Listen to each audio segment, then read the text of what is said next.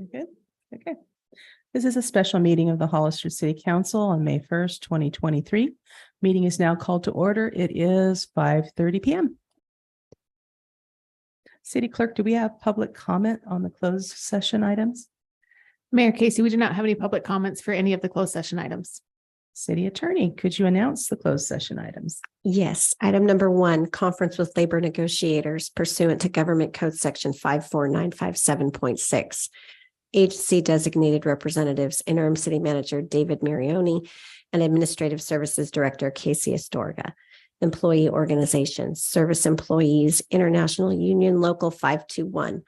Hollister Firefighters Union Local 3395, Hollister Mid-Management Association, Hollister Peace Officer Association, and unrepresented employees in classifications designated as executive management and confidential.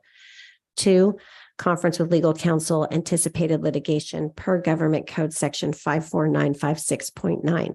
Significant exposure to litigation pursuant to paragraph 2 or 3 of subdivision D of Section 54956.9. 1 case. 3, conference with real property negotiators per Government Code Section 54956.8. Under negotiation price and terms, property 190 Maple Street, Hollister, California, 95023. Agency negotiator, Interim City Manager Dave Marioni. Negotiating parties, Renee Coons. All right, can we get a motion to adjourn to closed Move session? to adjourn. All those in favor? Yes. Yes. Motion carries.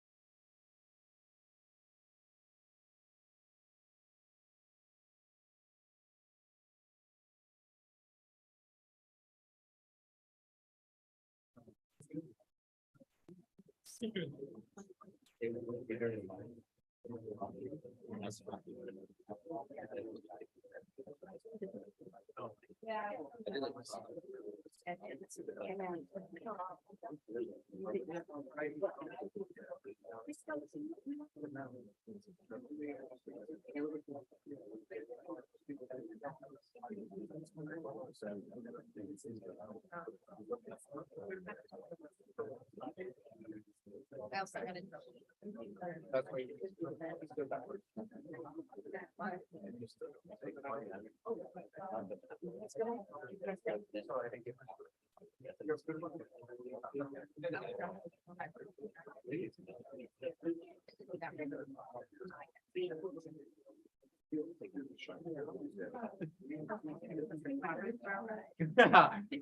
That one time, it was pounded long.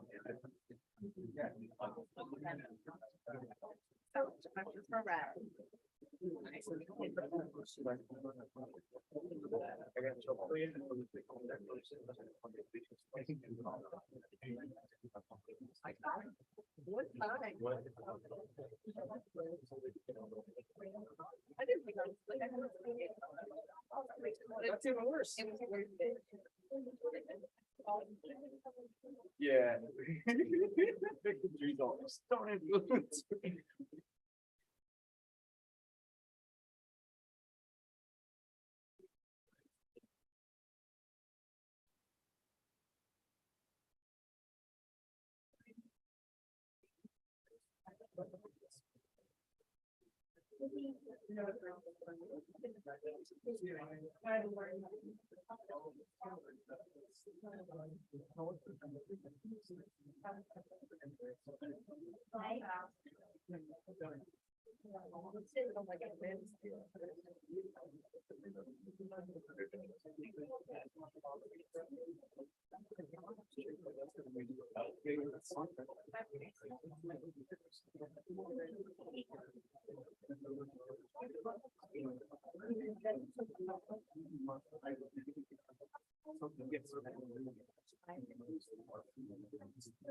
Oh my gosh, you are absolutely right. 100% right.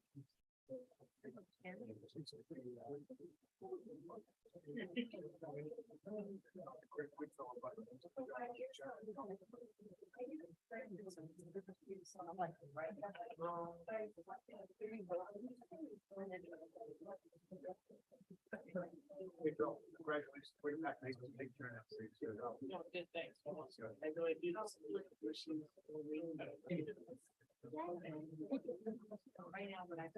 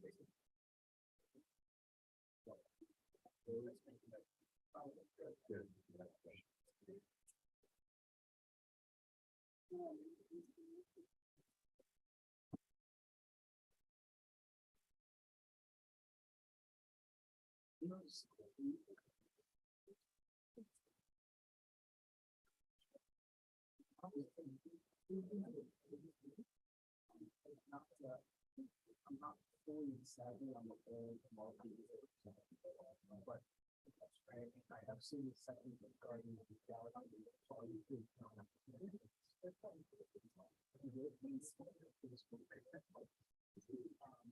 then I asked, how many movements are there between three? It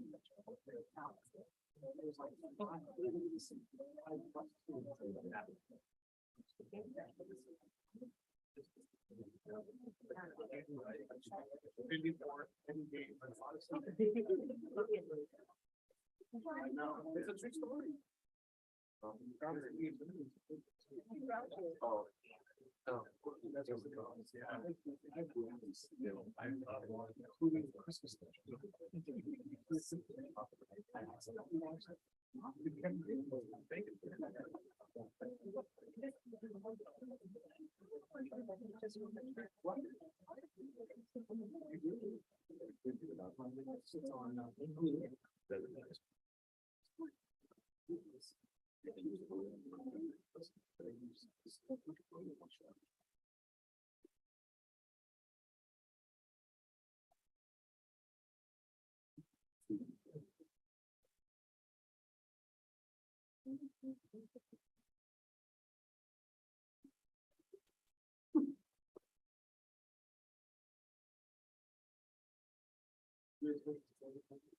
All right, I think we're ready to get started. This is a regular meeting of the Hollister City Council. Meeting is now called to order. It is 6:50 p.m. Councilmember Resendez, can you lead us in the Pledge of Allegiance?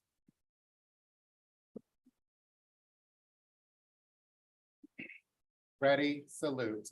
I pledge allegiance to the flag of the United States of America and to the republic for which it stands, one nation, under God, indivisible, with liberty and justice for all.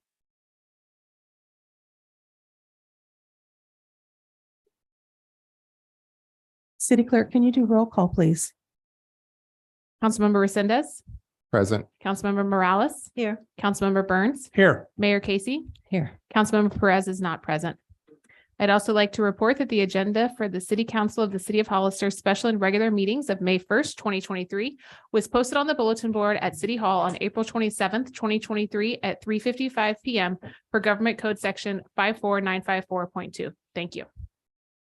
City Attorney, is there reportable action from closed session? Nothing to report, Mayor and Council. All right, well, let's do some proclamations. Is Sarah Nordwick here? Hey, Sarah, come on down.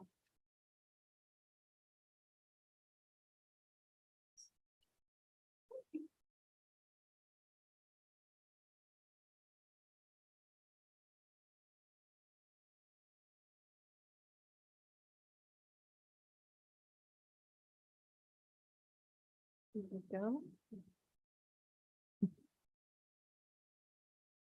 So this is not a proclamation, but more of a certificate appreciation for Sarah Norwick for everything that you do for the city of Hollister. Hollister is such a much better place because of you, for everything that you do at the food bank, everything that you do for the flood victims, everything that you do for every single member of our community.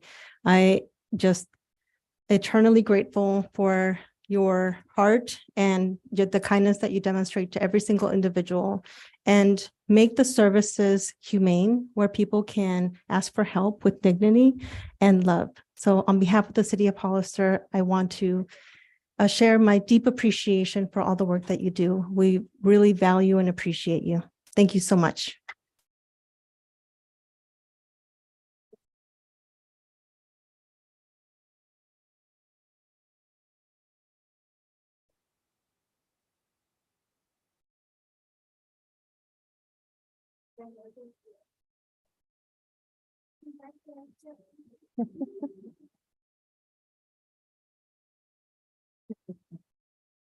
Is Mr. Mifsud here?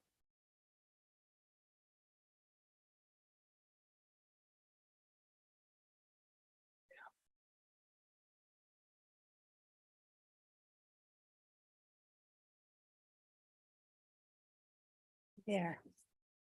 Hello. So we have a proclamation here honoring Bill's Bullpen, its 35th anniversary this year. So whereas in December 1987, Bill Mifsud Sr. opened Bill's Bullpen and Bill Mifsud Jr. took over shortly after. And Whereas Bill's Bullpen has served the Hollister community for over 35 years. And whereas Bill's Bullpen carries more than 25,000 comic books, sports apparel, sports cards, non-sports cards, shirts, caps, figurines, pennants, and more.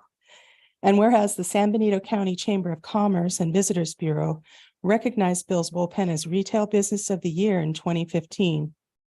And whereas Bill's Bullpen provides something for residents of all ages and backgrounds and calls itself the Family Fun Hobby Store, where former customers now bring in their children. And whereas Bill's Bullpen helps inspire reading in children by participating in an annual comic book giveaway and gives back to the community by sponsoring local Little League teams. Now, therefore, I, Mia Casey, Mayor of Hollister, on behalf of the entire City Council, do hereby recognize and congratulate Bill's Bullpen on its 35th anniversary. Congratulations.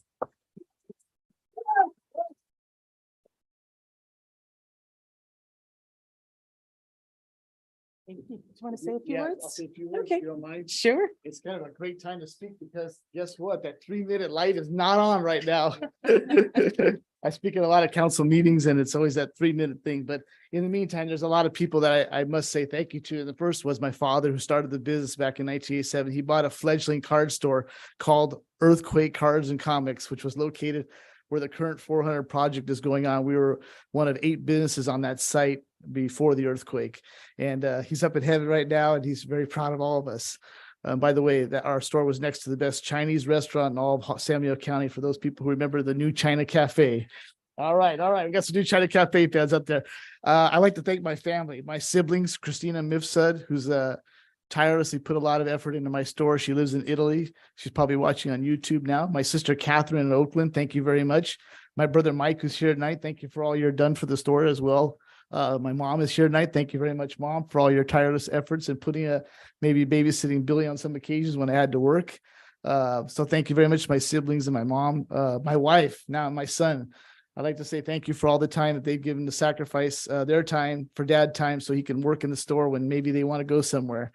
To all my employees in 35 years, too many to list. One is here tonight, Mr. Nick Emilio. Thank you very much, Nick, for all your tireless efforts in working at Bill's Bullpen, because we do pride ourselves on customer service. And Nick, you're a big part of the store. Thank you very much, Nick.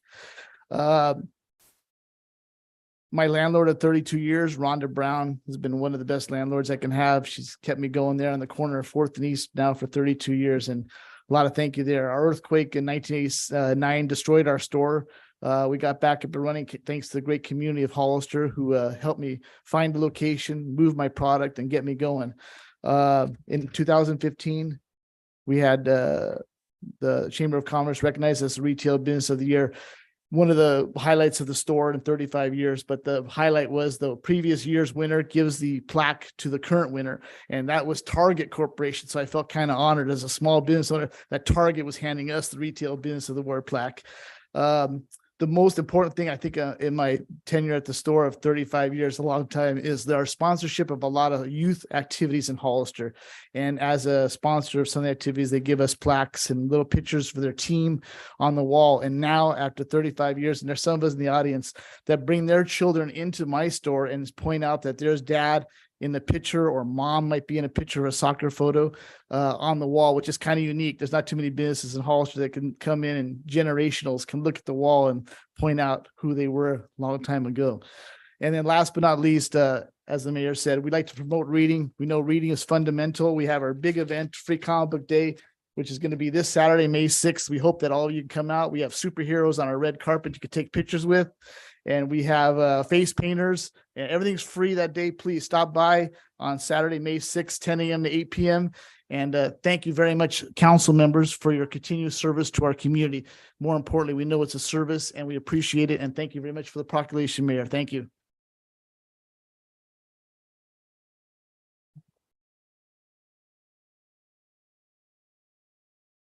All right, so the next proclamation has to do with Poppy Month. Ladies want to come on down?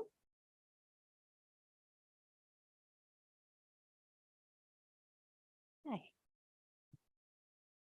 So what are your names? Esther Lepore, Esther and Lisa Casas. Esther and Lisa. Thank you.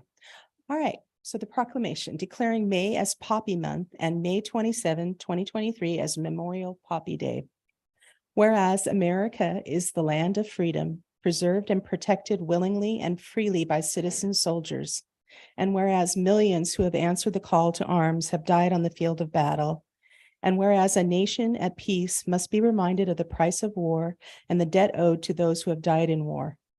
And whereas the red poppy has been designated as a symbol of sacrifice of lives in all wars.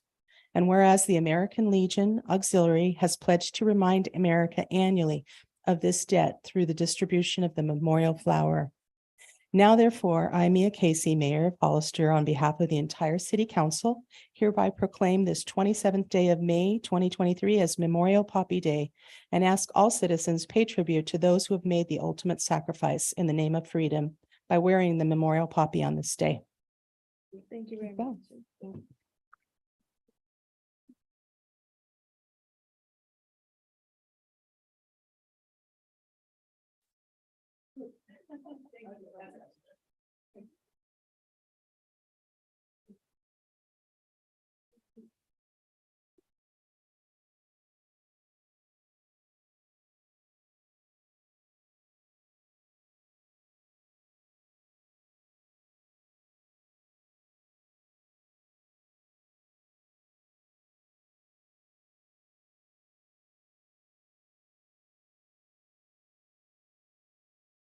City Clerk, do we have any public comment on these items?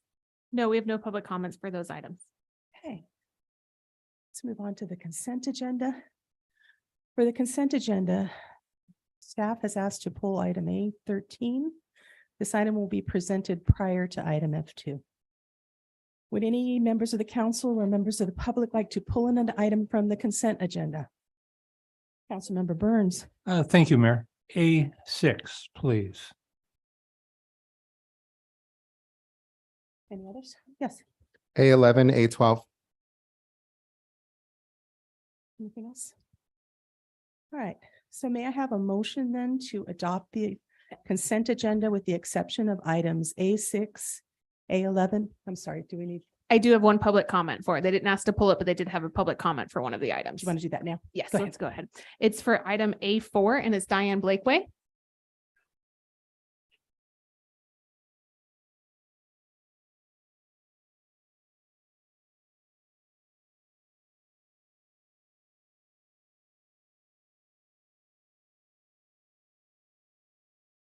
I am Diane Blakeway, speaking as a member of Grace Bible Church and the churches that are around us.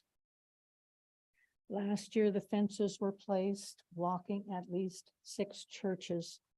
One of our congregants is a 90-year-old woman who had to walk 5 blocks with her walker because we had no access to our church parking lot. I understand that the fences this year will be going up a little bit later. And will be coming down as the parade passes. I am happy with this change over last year, and I hope you will continue to consider the churches on Sunday mornings. Thank you. Thank you. So can I have a motion to adopt the I've got a consent? question if I can, Madam Mayor. Yes. Thank you. In regards to the speaker's comments, are we addressing her needs to ensure that the elderly that are taking part in the celebration are able to have access to the church?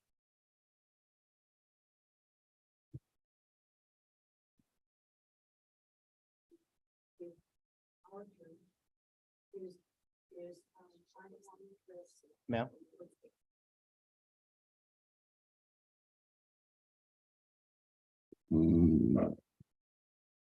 One thing I am planning to do for our church is I'm on the list for send me any street blockages.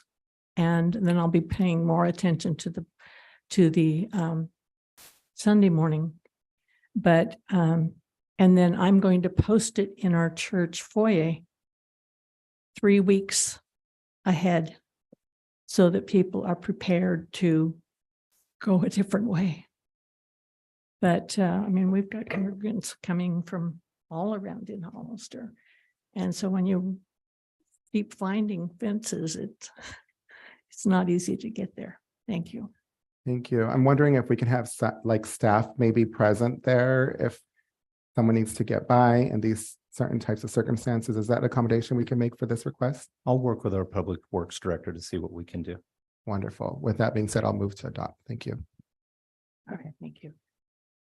So all those in favor? Aye. We need a Oh, I'm second, sorry, Madam Mayor. Second. Second. All those in favor? Aye. Aye. Yes. Aye. Motion carries 4-0. All right, so we're going to go to item A6, ratify appointment to Parks and Recreation Commission. Councilmember Burns.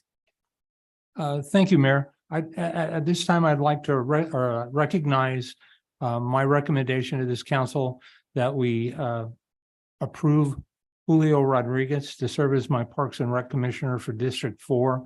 Julio has a strong interest in public service and public government, and he's young, he's vibrant, he's well-educated. He will do an amazing job. And I also want to point out that it's not easy often to get volunteers to serve in these positions. And so Julio, I want to personally thank you. And I know you're going to do an amazing job. And the commissioners across the board, they really play a very significant role in the operations of the local government.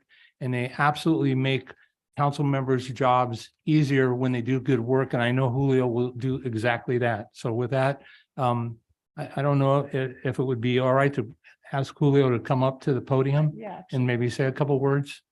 that'd be great. I actually have a couple questions for him. Since we Perfect. pulled this, so.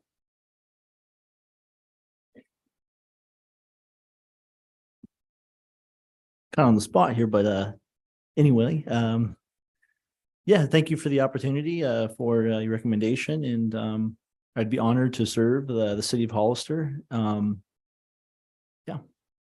So Julio, I have a quick question for you. Yes. So I'm excited that you're willing to serve. We've been desperate for people, especially on Parks and Recreation. So thank you. My only question for you is I know that you were appointed to the county planning commission and were forced to quit after a few months. And I think it was because of school and moving.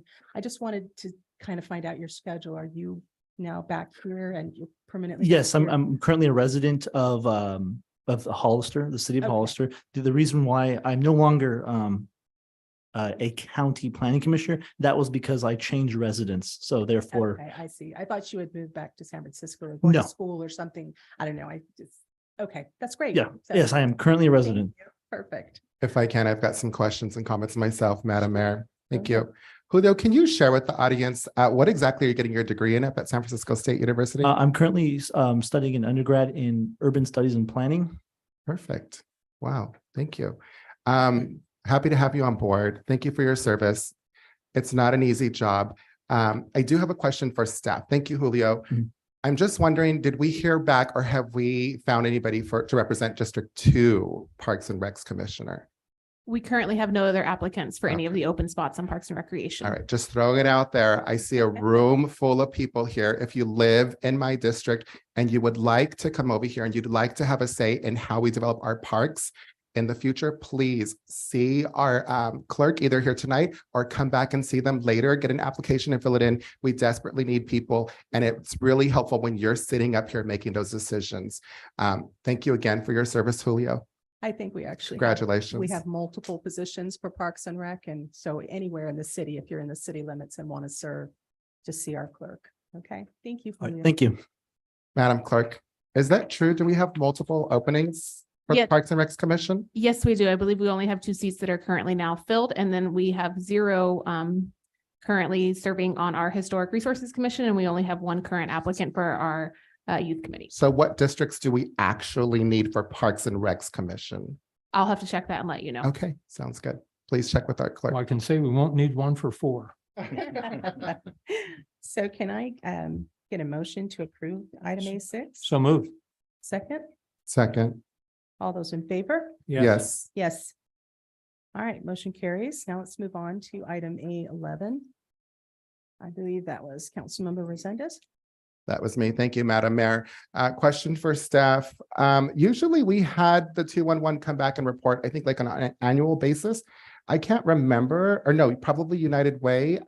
Is that part of the MOU? Or do they have to come back and let us know how that's going? Because I don't remember seeing them recently. It could have changed because of COVID. So the way that the funds were allocated was just through a resolution. And so if that was, I'm unaware of it. We did ask them for the report and included it with the agenda item today. If it's something that the council would like to see, we could certainly reach out to them and have them do a presentation. Yeah, I'm a little curious. I want to see if we can get them back to come to a presentation, see if their services are being utilized, see how their relationship is with other partners, but I definitely support it. I just like to hear back from them. And I know that we've had presentations from them in the past, so. Thank you. All right. Any other comments or questions or? Okay. All right. So can we get a motion to approve item A11? Move to adopt. Is there a second? Second. All those in favor? Yes. Yes. All right. Motion carries 4-0. Moving on to item A12. I believe that was also Councilmember Resendez. Thank you, Madam Mayor. I'd like to have the staff present this item if we can. So just for those of you that are in the audience, this is an item about a roundabout on the west side of Hollister and some improvements there. So I'd really just like to get a report on this and where we're at, if we may. Thank you. Good evening, Mayor, City Council. The city received one bid from Granite Rock Company in the amount of $4.8 million. And the engineer's estimate was $3.2 million. So the bid exceeded our engineer's estimate by a significant amount. What we plan to do is go back and work on some cost-saving measures for to implement the project. And we hope to bid that project this fall, winter, so it can be constructed next year during the spring, summer construction season of 2024. Very good. Thank you. And how likely are we to see the bid go down? I remember that last time we had this, we put it out to bid. It came over significantly, and then that happened once again. So how likely are we to see the bid go down during that time? Are you assuming that the costs are going to go down, or just based off the reduction that the staff's going to do? So the project, the beautification project was comprised of a improvements project plus a landscaping project. The bid did not include the landscaping project. So we are going to combine those two separate projects into a single project. So the bid may actually go up. So we plan on doing some cost saving measures for the improvements portion of the project. We're going to take a brand new look at the construction contract documents and identify cost saving measures from the improvements projects. Thank you. Is there any way that we can get like a report, something on the calendar? What I'm afraid of is that we're not going to have a date for certain, and we're not going to have an update on the status of the project. Can we prioritize bringing that back maybe within 3 months for a date certain? Yes, sir. I would look forward to it. All right. Thank you. Thank you for all your work. Appreciate it. So then can I get a motion to approve item A12? So moved. Can I get a second, please? Second. All those in favor? Aye. Yes. All those Yes. Okay. Motion carries 4-0. Moving on to public comment. This is the time for anyone in the audience to speak on any item not on the agenda and within the subject matter jurisdiction of the council. Speaker cards are available in the lobby and are to be completed and given to the city clerk before speaking. When the city clerk calls your name, please come to the podium, state your name and city for the records, and speak to the city council. If you're joining us via Zoom, please click on the bottom of your screen to raise your hand. If you're joining us via Zoom using a cell phone, please press *9. Each speaker will be limited to 3 minutes with a maximum of 30 minutes per subject. Please note that state law prohibits the city council from discussing or taking action on any items not on the agenda. City clerk, do we have public comment? Yes, Mayor Casey. Our first public speaker is Rob Rodriguez.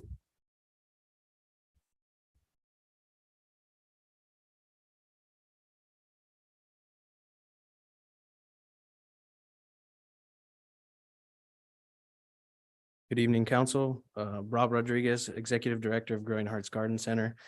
I've come today to request a reduced or waived fee for the pre-application meeting with the City Planning Department regarding development of a garden center in downtown. Growing Hearts Garden Center is a nonprofit organization serving special needs adults and simultaneously beautifying community spaces in San Benito County. At Growing Hearts, we provide a safe and supportive environment for our special friends so that they may challenge themselves and gain further independence through project-based learning and through our job coaching. Our project-based career training program offers many customized learning opportunities. These opportunities include independence, self-confidence building, teamwork, customer service, and career training. Simultaneously, it is our goal to be a leader in community integration by promoting acceptance in the community and focusing on social, interpersonal, and occupational skills.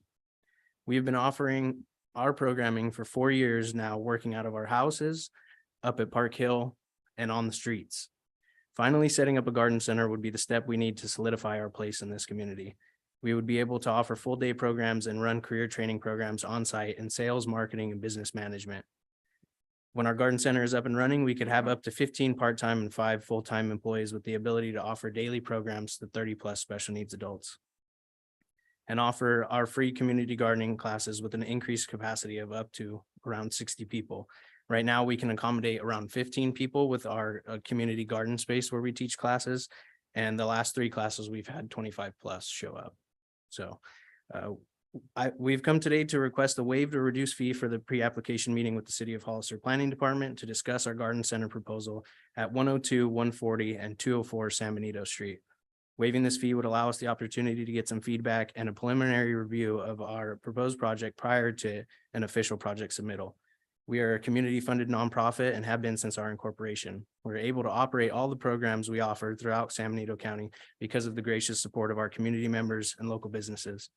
Paying for the pre-application meeting just isn't in our budget right now, especially as we plan to fully stock and furnish our garden center. Thank you for considering a waived or reduced fee for this pre-application meeting. Thank you. The next public speaker is Peggy Churchill.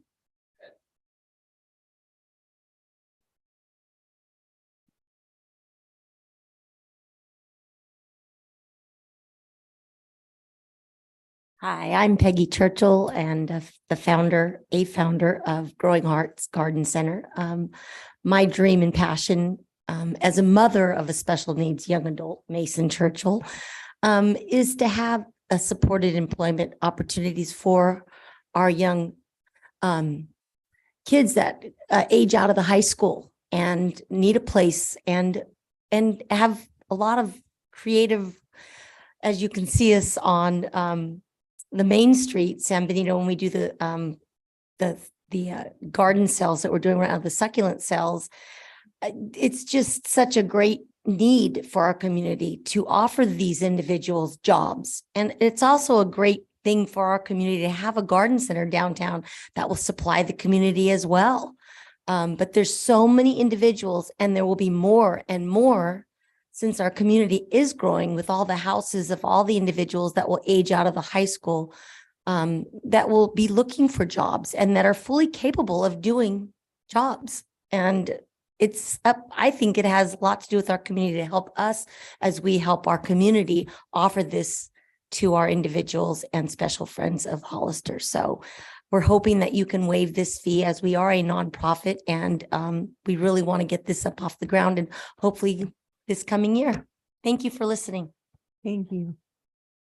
The next public speaker is Kaylee Markle.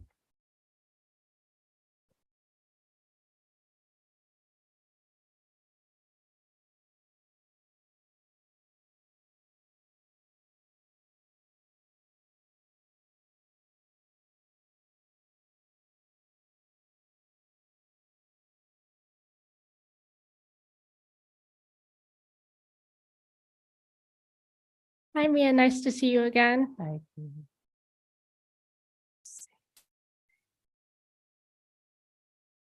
Growing Hearts Garden Center Inc. to me as a volunteer marketing partner and sales associate, I've learned how to take care of our female chickens, collecting their eggs Mondays and Tuesdays. Me and Rob come up with unique marketing ideas for our merchandise line for our business. I also send emails to our customers in our office I've learned professional job skills, friendship making, social skills, handling money. Isn't easy for me, but I'm handling it like an adult. But this program would be such a great opportunity for kids like me. So I'm hoping that you guys could agree on this topic today. Thank you. Thank you. The next public speaker is Karen Lawson.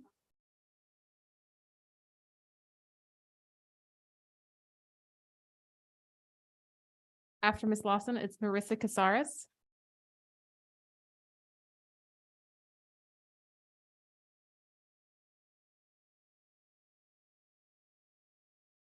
Hello.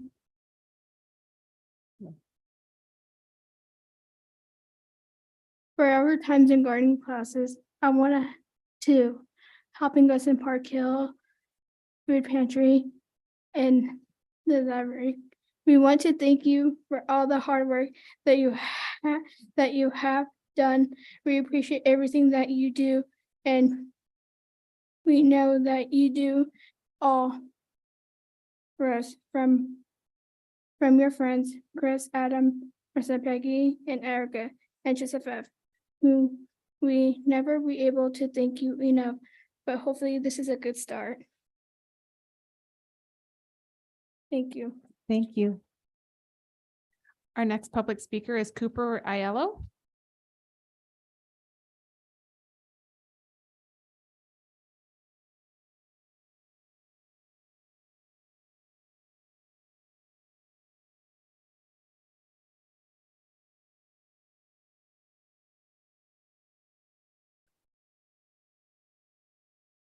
Don't worry about that stuff. Talk about growing up.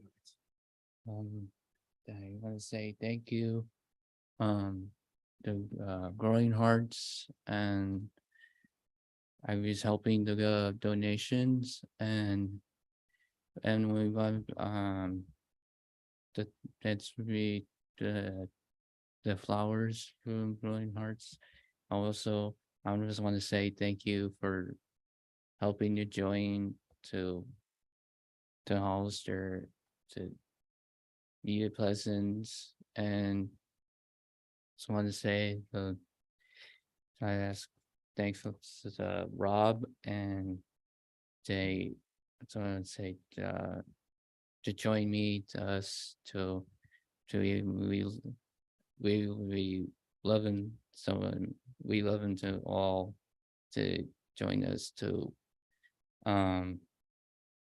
we're so happy to hear everybody or Mason or everybody and so and we love it too. So and we're still we just thank you for thanks for thank you for joining us for helping for Adam for and we were here to wonderful to we here the great man, the great man. You gotta take plants and very proud to everybody. So thank you. Thank you. Our next speaker is Chris Evans.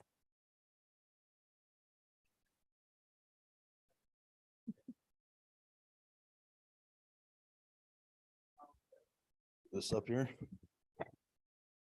How's everyone tonight? Thank you so much for hearing us out tonight. And again, I'm here on behalf of Growing Hearts Garden Center. My name is Chris Evans. I'm a co-founder with Peggy Churchill, and I work with her son Mason now for the last 6-7 years. I've been working with Mason, and it was our goal to start a nonprofit and a garden center from the ground floor up, and employ and work with special needs adults kind of all the way as we built those stages. And now we're at that stage where we have an opportunity to look at our first location. and just asking for a little bit of help if we could to waive that pre-application meeting fee for us. And again, there's not much more I can say, man. I put a lot of good people in place. Rob knocked it out of the park, everything he had to say. He's been doing a great job. And as you can see, what we do is what we're doing now. We bring people into the fold and try to be inclusive in our community and give people opportunity to participate and do all they can to make their lives the best here in Hollister. So again, thank you for that consideration and thanks for your time. Thank you. Our next speaker is Christopher Avila.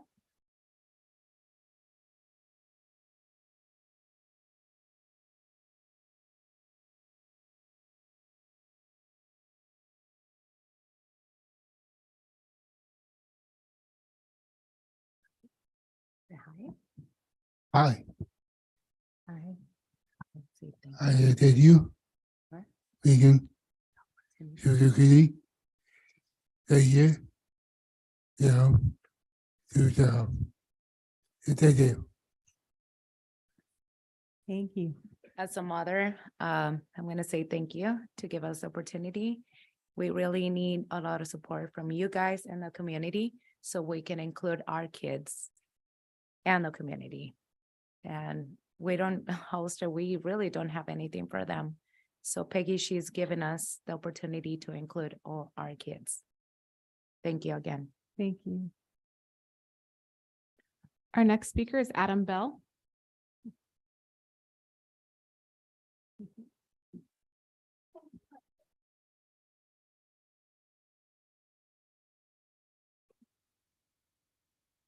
Hello, Hollister people. Growing Hearts is important to me because I can follow my dreams and I can do what I want. The location that we are trying to get is where the old KFC used to be at. We think that it's a great location to put our nursery. Our Growing Hearts crew will make a beautiful nursery for the public. When people get into town, we are hoping that our customers get our plants and support our mission. A permanent location is the one thing that we need to get. We have been a nonprofit for 4 years in the community. We work with people we have special needs adults. Also, we do supportive appointment and project-based career training. We are trying very hard to get a permanent location in Hollister. Thank you for listening to me to talk tonight. I hope everyone has a great evening. If you have any questions about this, feel free to message us on Facebook at Growing Hearts Garden Center. Thank you.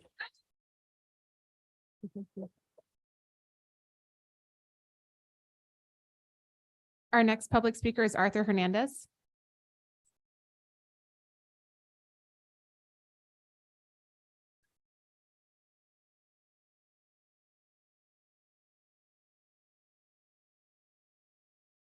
Good evening, City Council members, Mayor.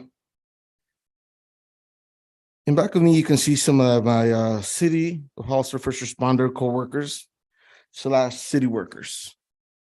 Why first responders? Because when the pandemic hit back in 2020, we were all sworn in as such. We were here when the city needed us. We kept the city going, with our everyday jobs. Through the pandemic, we did our regular duties and much more. We sanitized this building. We sanitized all the parks, helped out at food banks, and helped out Jóvenes Antaño with delivering the food to the elderly. We were in the midst of contract negotiations back then through the pandemic. We understood there was a lot of uncertainty because of the pandemic, and we bargained in good faith, small percentage, hoping the next negotiations, the city would do the same for us. As the city grows, believe it or not, we are losing more people. We are understaffed while still keeping the city afloat. At this time, I would like to again draw your attention to the professional people that work hard every day to keep Hollister going. People that just don't get their due rewards. I ask the city council, Mayor Casey, to keep in mind all the families behind the hard workers here in the city. When we were here when the city needed us, and today we ask the city to please be there for the workers. Thank you. Thank you.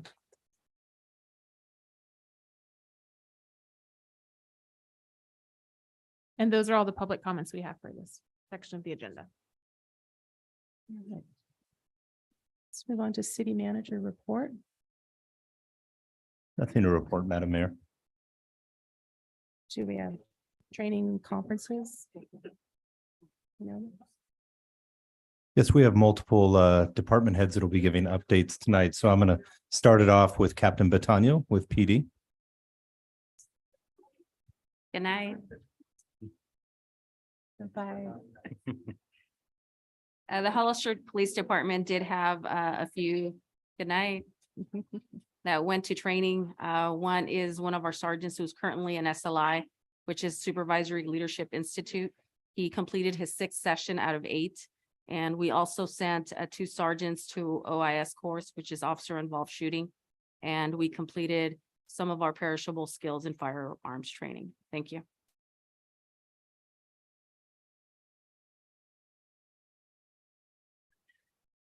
Good evening, Mayor and Council. On April 24th, the City Attorney's Office conducted Brown Act and Conflict of Interest training for the Parks and Rec Commission, the Arts Commission, Planning Commission, and Airport Commission. It was recorded also so that Jennifer can share it with other commissioners that weren't able to attend. Good evening, Mayor, council members. Fire department attended over 27 trainings over the past 6 months. Everything from fire investigation, wildland investigation, fire prevention management and risk, fire service personnel management, fire research biology, fire training welding, political and legal management, elevator rescue. The entire department had to take elevator rescue, safety officers class, wildland apparatus, fire and emergency administrations, crime scene forensic, crowd management, and that was in for preparation of the biker rally.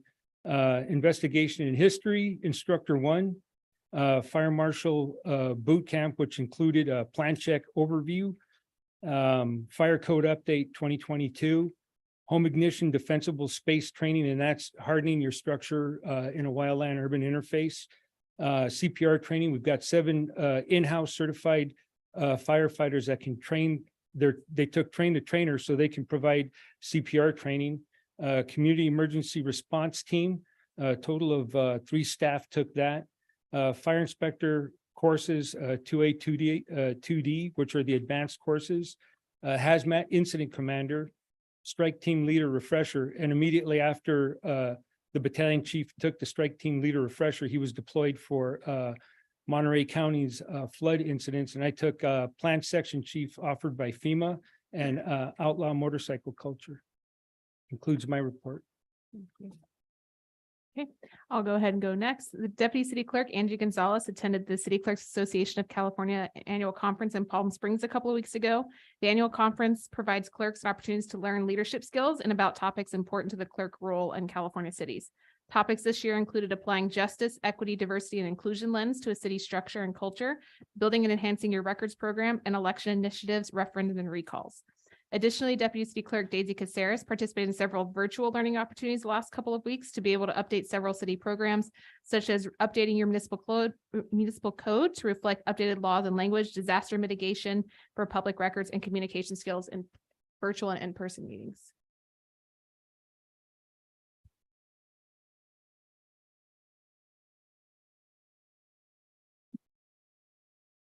Hi, good evening.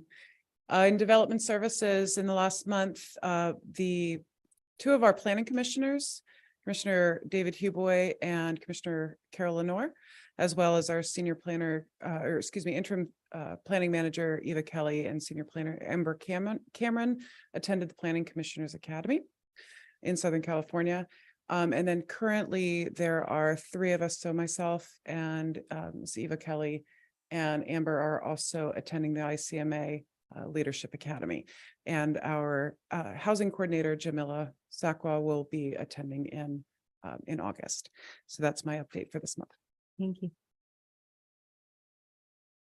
City Council, I'll go next. IT staff attended a 2-day Insider Threat conference in Monterey in April, last part of March. And I attended a 40net conference and 4-day training on network security and zero trust network access in Orlando. That's it. Thank you. Good evening, William Vi, Community Services Director. I had 6 staff members couple weeks ago completed pipeline assessment training, lateral assessment training, and manhole assessment training. Michael Grzan, Leonard Martinez, Mario Salinas, Trina Burbank, Summer Garcia, and Andrew Echeverria. This was a 24-hour training. It was 3 days, 8 hours each day. There were tests involved in each one of those certifications. And this coincides with our new software that we have for our sewer inspection camera. So they learned the standard terminology and assessment grades so that we can inspect all of our sewer laterals, our sewer pipelines, and our manholes and stormwater. It's the same assessments. Also, Derek Spikes and myself completed an 8-hour course for buildings, grounds, and facilities management certificate through the APWA about the same time that they were doing the pipeline assessments. Thank you. Thank you. Evening, Mayor, City Council members. We had 3 engineers attend a course and are now certified inspectors of sediment and erosion control, which is a prerequisite to get their qualified stormwater professionals certification. We also had one of our senior inspectors attend AWWA training for backflow assembly testing. And he is officially now a certified backflow assembly tester. Thank you. Thank you.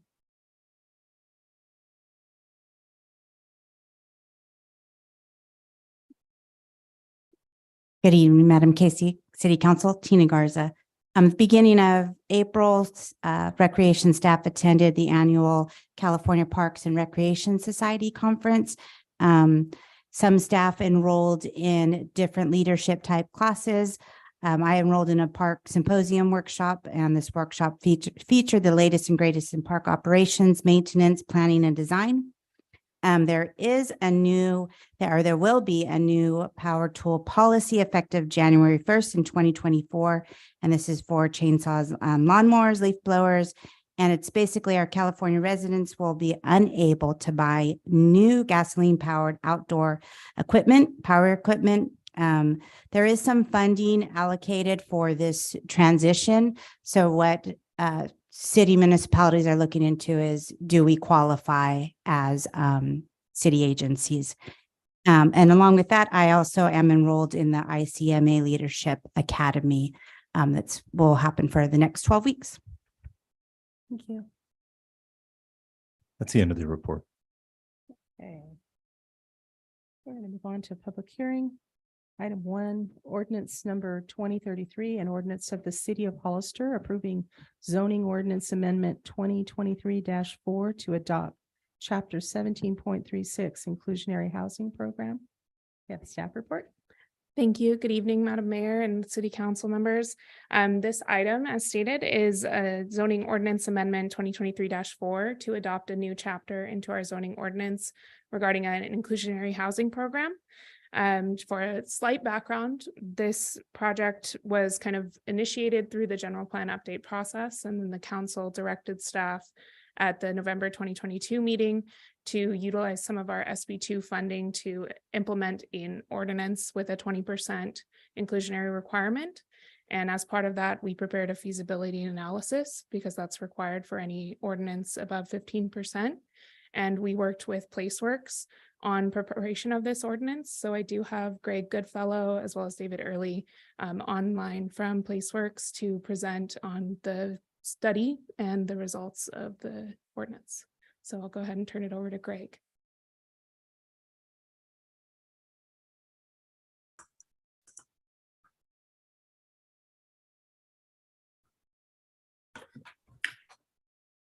Good evening, Madam Mayor, City Council. Thank you for having us. I'm Greg Fellow from PlaceWorks.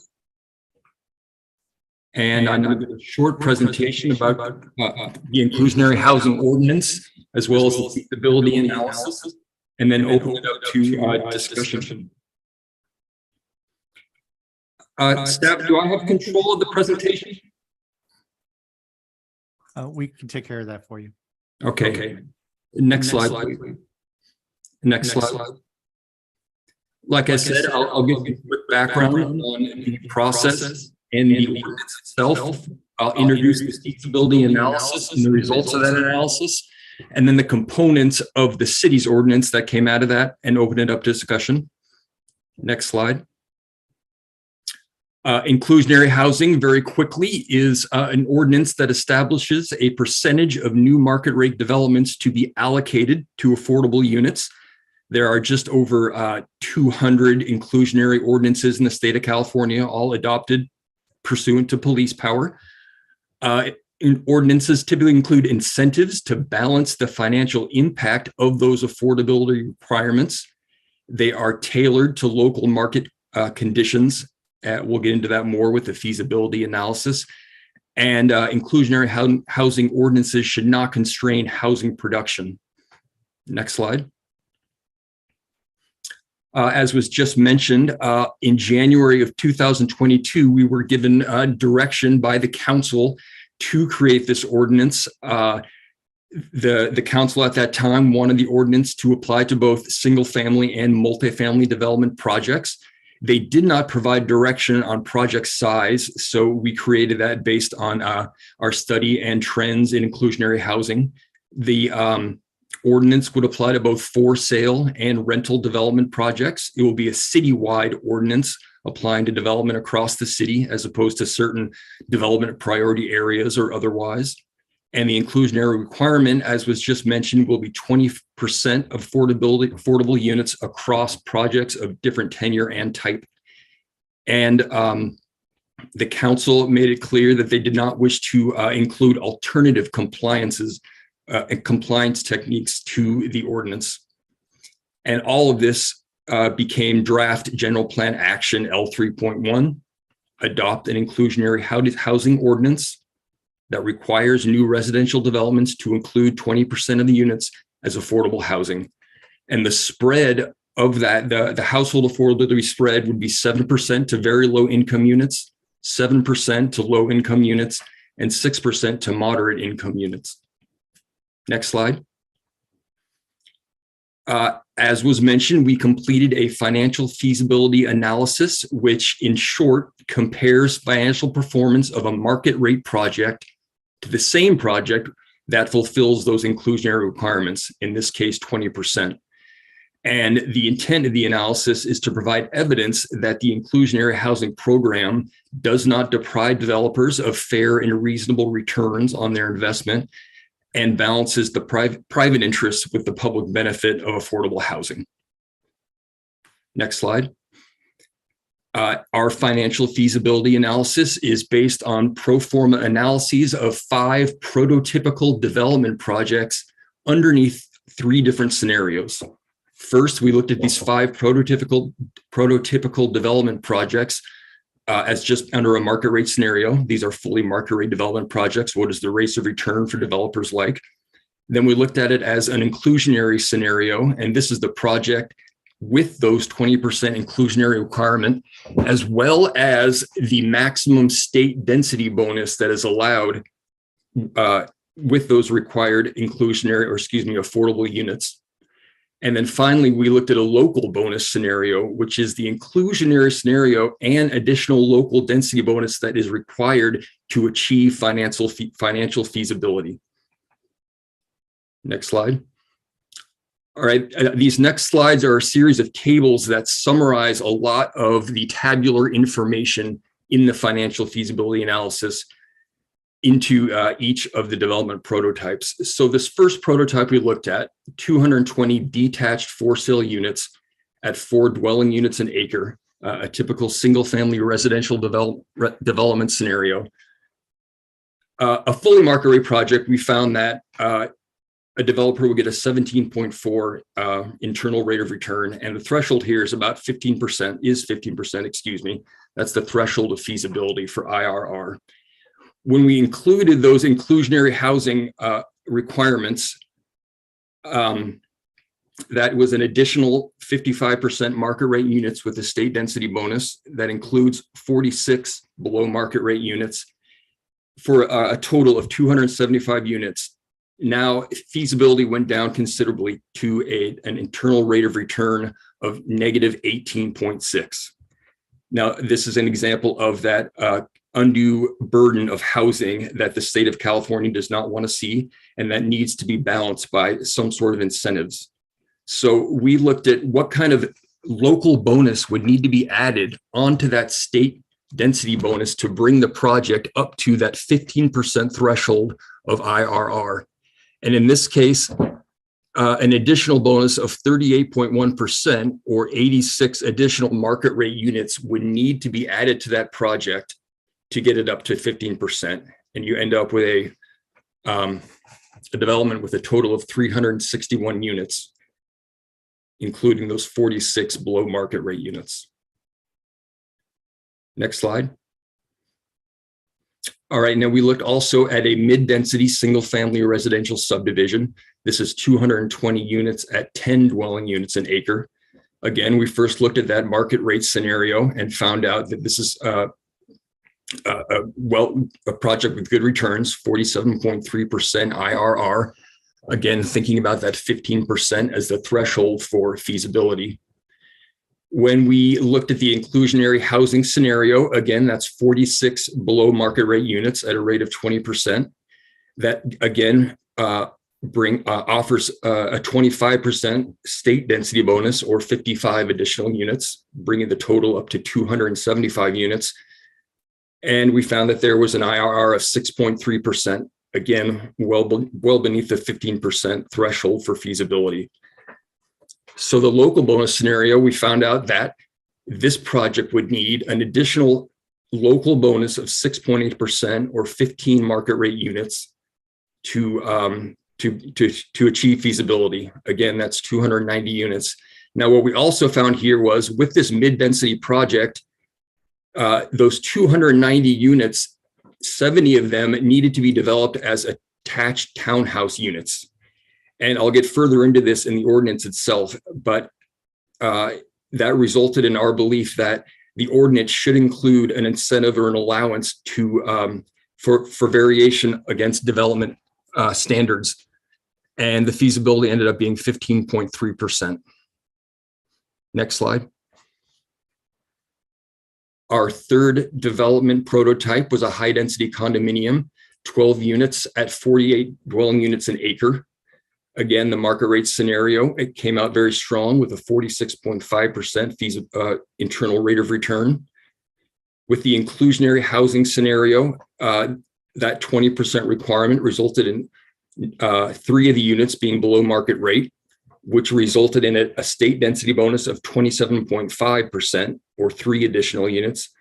This state density bonus is a little bit higher than the others only because the ratio of below market rate to market rate is higher because the number of units is so small, just 12. And so the result of the inclusionary housing scenario, you have 15 units and feasibility was also quite low, negative 19.4%. What did it take to bring it up to feasibility scenario? Well, in addition to that 27.5% state density bonus, this one would require a 55.8% local bonus or 7 additional market rate units for a total of 22 units of the entire project, achieving a rate of return of 17.3%. Next slide. The following two prototypes are for rental developments. Our first rental prototype was for a 30-unit building, 3 stories with a density of 20 dwelling units per acre. Market rate scenario, 6.6% cost on cost yield. This is a different factor for feasibility than for sale development. Cost on cost yield is the traditional feasibility factor for rental housing. It's the industry standard with a 6% threshold. The inclusionary housing scenario, state density bonus, 25% like the others. That's an additional 8 market rate units. And that's alongside the 8 below market rate units required by the 20% ordinance. You end up with a total unit count of 38. Again, that did not achieve the 6% cost on cost yield threshold, just below it. What we found in looking at the local bonus scenario is that this would require an additional 14% bonus on top of the state density bonus, which is 5 additional market rate units for a total unit count of 43. And that brings right up back to the 6% cash on cash yield for a feasible project. And finally, our 5th prototype was a rental project with 120 units, a 4-story building at 30 dwelling units per acre. A market rate project achieves feasibility with a 6.4 cash on cash yield. The inclusionary scenario, that 20% requirement means that 26 of the units would be below market rate, and those would achieve a 25% state density bonus for 30 additional market rate units. That's a total of 150 units. However, that's just below the feasibility threshold, 5.9 COC. And so we found that in order to achieve that 6%, that development would require a 15% local density bonus on top of the 25% state bonus for an additional 17 market rate units, a total of 167 units.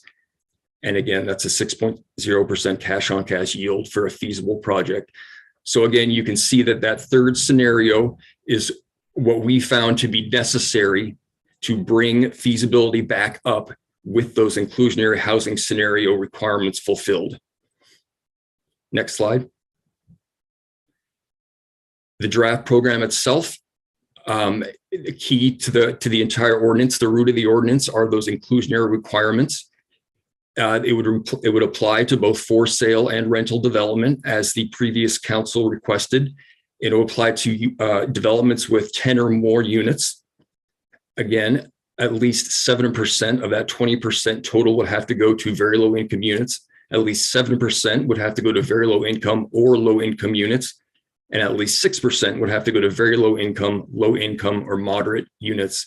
So again, as you can see, that 7% VLI, 7% LI, and 6% moderate is a base. You can offer higher, lower income affordable units. You just can't offer less for each of the household affordability levels. When fractional units come up for sale developments, if you end up with a requirement of equal to or greater than 0.5, round up to the next nearest whole number. If you end up with a fractional requirement that is less than 0.5, you can either round up or pay a fractional fee for that additional unit. And for rental developments, if you get a fractional of equal to or greater than 0.5, again, round up. Less than 0.5, you can round up or pay a fractional fee. Or for rental development only, you can pay a full in lieu fee for the entire inclusionary affordability requirement. Next slide. Density bonus is written into the ordinance, and we state that inclusionary units may be used to qualify for state density bonus program. Of course, the entire feasibility conclusions that I just read to you are based on that law. And a local density bonus allowance for for sale units is 56%. That's based on those results I just read to you. And for rental development, there's a local density bonus of 15%.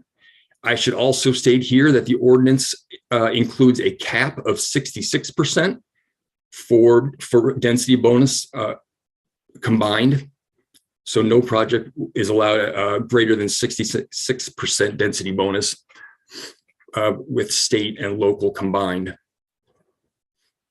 Next slide. In lieu fees are included for rental development, as I mentioned. They're a cost-based fee and they're used to fund affordable units at the same rate as required under the inclusionary requirement. They would be set by council resolution, adjusted annually, and included in the city's master fee schedule. So the fees themselves are not included in the ordinance. And the ordinance also includes a section establishing standards for the inclusionary, next slide, sorry, for those inclusionary units. They should be of similar size, proportion, distribution, and have the same quality interior and finishes as the market rate units, the same access to common and open spaces within those developments. And there are also clauses for buyer or rental eligibility screening, establishing ongoing affordability requirements and requirements for documenting sale and future sale of those units. Now I want to open it up to discussion for the council. Council members, do you have any questions? Councilmember Resendez. Thank you, Madam Mayor. If I could just get a moment to pull up my questions. Can you explain why exactly we completed a financial feasibility study? Yes, I can. So for an inclusionary ordinance that is 15% requirement or less, the state doesn't require a financial feasibility analysis to go with it. They assume that it's fine and it doesn't affect development. However, once you get above that 15% threshold in your ordinance, the state does require a feasibility analysis, and the state can choose to review the feasibility analysis. We don't have to send it to them, but if they request it, they can review it to see if it is a burden to housing development. But as it was the direction by the council to prepare a 20% ordinance, we also prepared a feasibility analysis to corroborate the findings that were put into the ordinance. Thank you. And correct me if I'm wrong, but previous Mayor Victor Gomez, who reached out to the city on Friday on behalf of the BIA, does get a packet emailed to him every time there's a planning commission meeting, does he not? Yes, he is on our regular mailer for the planning commission. And did we receive any written request in regards to what the BIA or Victor Gomez is claiming, that we violated the law, that we had to provide them anything previous to this meeting today? I'm not sure that I understand the question. I'm sorry. Maybe it's more of a question for legal. Council did receive emails, yes. And did we respond to them in a timely manner? So according to the law, we need to respond if there's a written notice or written ask from these individuals. Did we receive that within 14 days? According to staff, yes. And did we respond to them? Did you respond to the written request? Yes, according to staff, you did. Okay, thank And you. by you, I mean city. Thank you. Yeah, go ahead and. Yeah, if I could clarify. So I believe what you're referencing is by being asking the clerk to be on the list to receive any information regarding fee increases per a particular state law. In the review, and I may point back to our city attorney, there are certain fees that are required through that state law and certain fees that are not. As for the noticing of tonight's agenda, the group did receive or did request in January to receive notification and did receive this evening's council packet when those were all sent out. So I'll pass it back to Mary if you'd like to clarify, or perhaps we could put Jennifer. That's what I understood the question to be, council member. So in short, we're in compliance with the laws. Yes, you are. Thank you. Councilmember Burns, do you have any questions? No, not at this time, Mayor. Thank you. Vice Mayor? So it looks like in order for us to be able to meet the 20%, when there's a proposal for certain number of housing that we're gonna just have to build a lot more? So, and if there's a specific area that means that we're gonna be building up? In theory, yes, you would have to build up. Density bonus is a request of the applicant. They don't have to utilize it, but what the city would be offering by implementing this ordinance is we would be offering a higher density for sale and for rent if the applicant so chooses to utilize it. And state density bonus, as mentioned in the presentation, is automatically triggered. So they could request to utilize the state density bonus automatically because of the percentage required for very low. At 5% very low, you immediately are qualified for a state density bonus, and the more very low income that you use or provide in your project, the higher of a state density bonus you qualify for.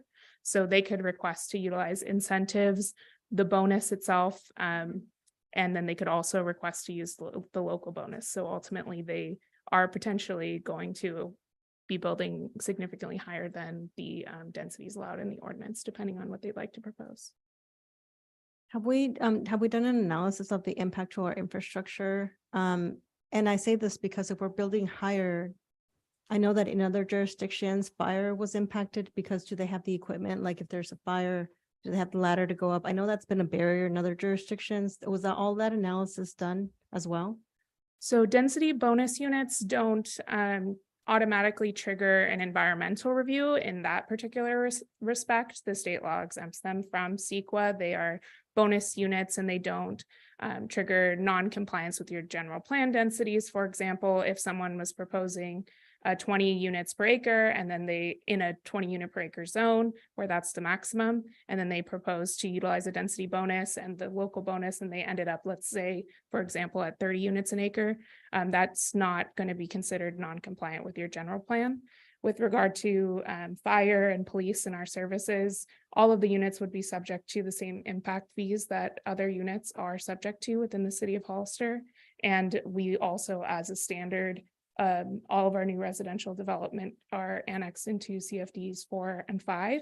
4 is for public facilities maintenance, and those are done for the most part on a custom budgetary measure for each development. So we look at the exact lengths of sidewalks, the exact number of street lights, street trees that the city would be maintaining, and we prepare a budget. And depending on if there's a private maintenance element to the project, that budget varies. And then for CFD 5, that is a flat rate, but there are 2 tiers, one for sale units and one for rental units, or single family versus multifamily, I should say.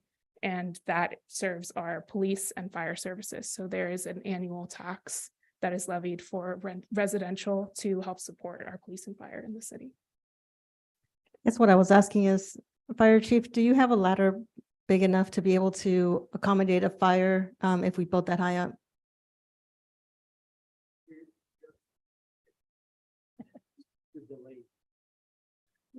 Currently, we're purchasing a ladder truck. At present, we don't have a ladder truck, but any ladder truck configured at this point would be able to go to the second story. Anything taller than a second story, we're compromised.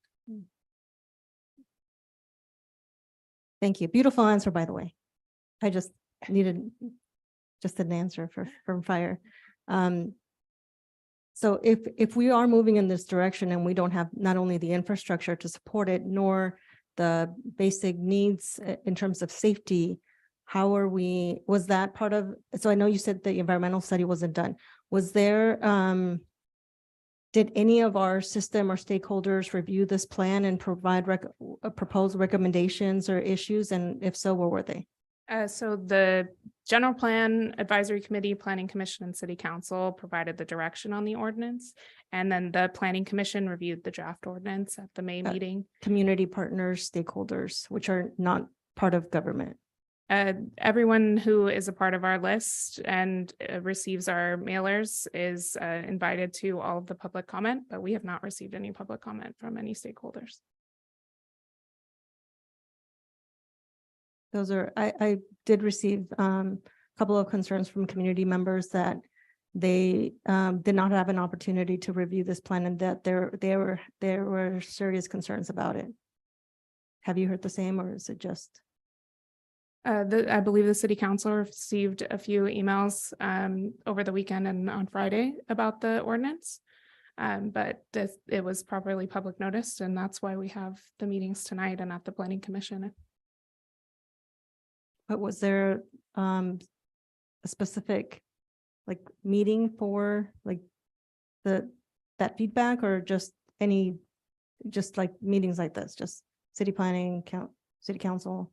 No, we're not directed to have any stakeholder meetings during the preparation of the ordinance. We just followed the direction that was provided from the council and had the public hearings that are required for adoption of a new ordinance. Okay, thank you. I actually have a question related to that. So, I kind of looked back over the scope of work for the contract to do this program. It outlines 2 meetings to be held. One was for community outreach and then a public hearing with the planning commission. Now I saw the planning commission hearing was March 23rd, but I could not find any information on that community outreach meeting. When was it held?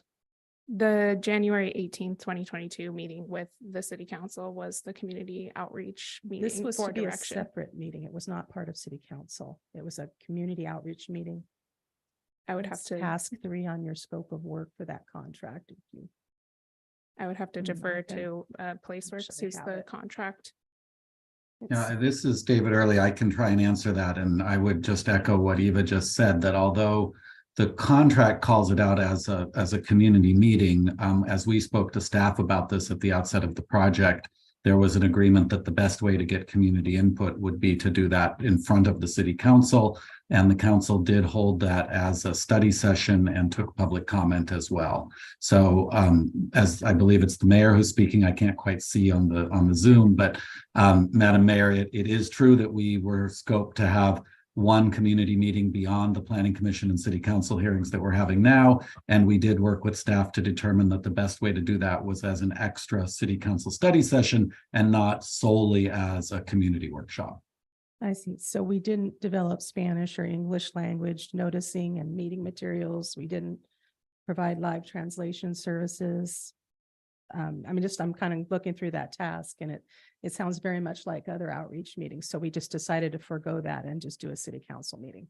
It just seems like we skipped over something here. And I think that community input's really valid. And I know that in speaking with the community, a lot of times they feel like they are left out of the equation. And so just expect them to show up at a council meeting, it just seems like we've missed something here. So that's concerning to me. Other question I had for you. So the feasibility study was necessary, if I understand it, because we went above the 15% that the state kind of says is reasonable.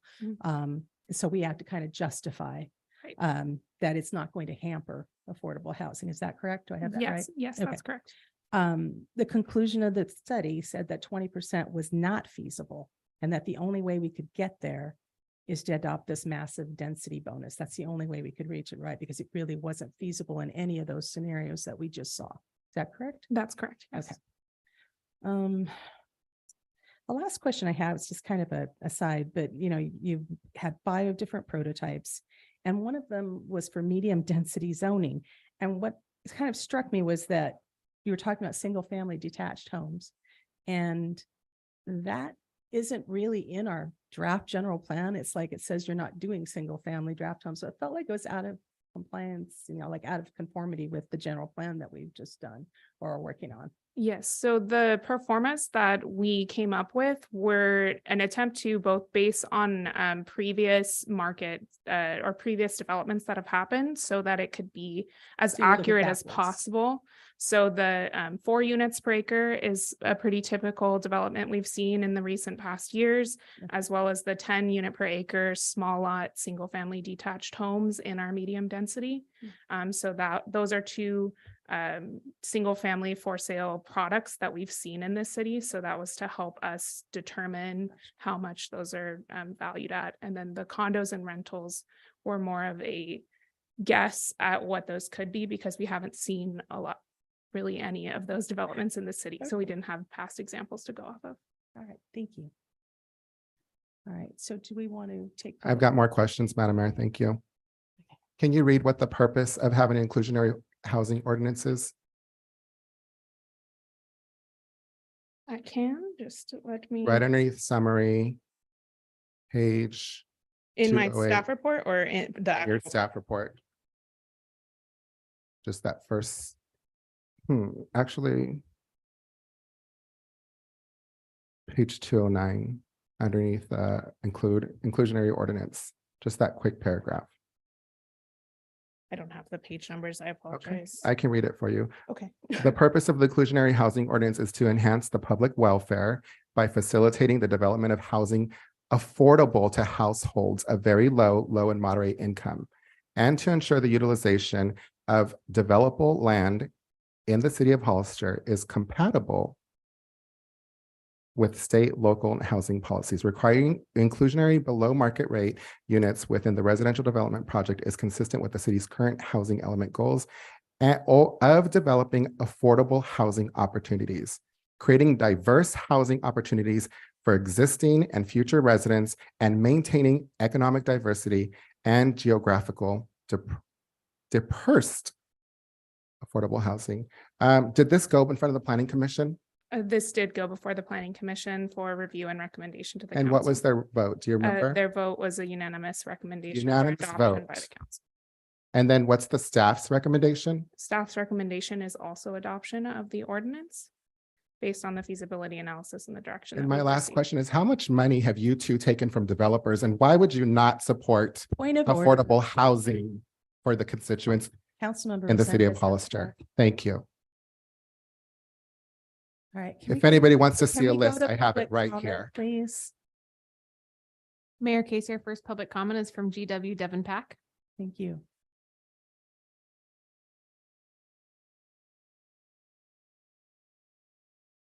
Good evening, Council.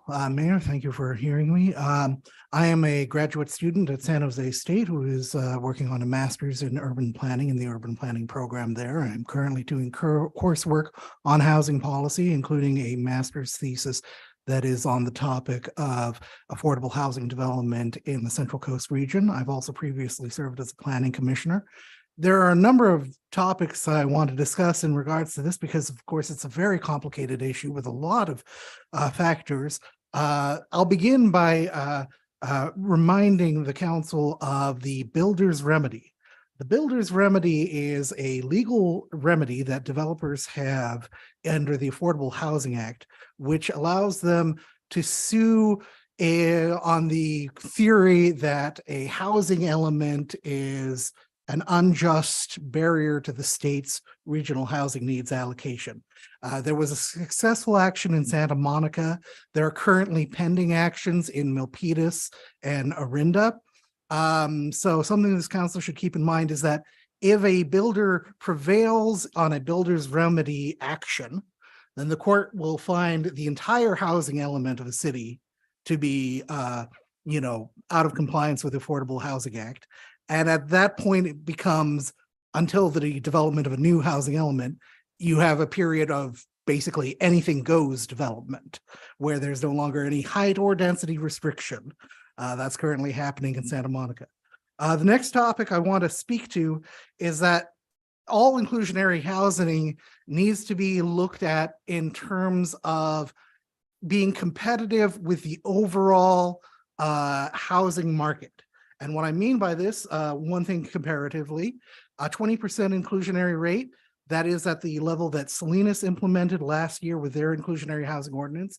It's at the level that San Juan Bautista has implemented. Morgan Hill has a rate of 15%. The county of San Benito has a rate of 15%. And Gilroy is actually concurrently debating as a part of their housing element whether to adopt to 20%. So I don't know how they have decided in chambers, but a part of this is seeking to keep current with kind of directives and impressions from the HCD department, the California Department of Housing and Development.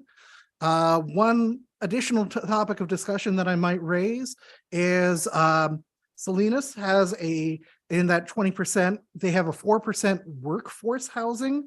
That's housing for police officers, teachers, nurses, firefighters. That is one possible element that you could consider discussing and amending to this inclusionary. If you have other questions about the California Realtors you. reports and current realty statistics you. and projections, I would be happy to provide those statistics from my All right, thank you. Mayor Casey, our next public speaker is Dennis Martin on Zoom. Good evening, Mayor and Council. Dennis Martin speaking on behalf of BIA Bay Area. I call your attention to the letter that BIA has submitted to the record addressing this proposed inclusionary ordinance and issues surrounding it. It's very unfortunate that the city has decided to push this through before reaching out to development and home building stakeholders to get the industry's perspective.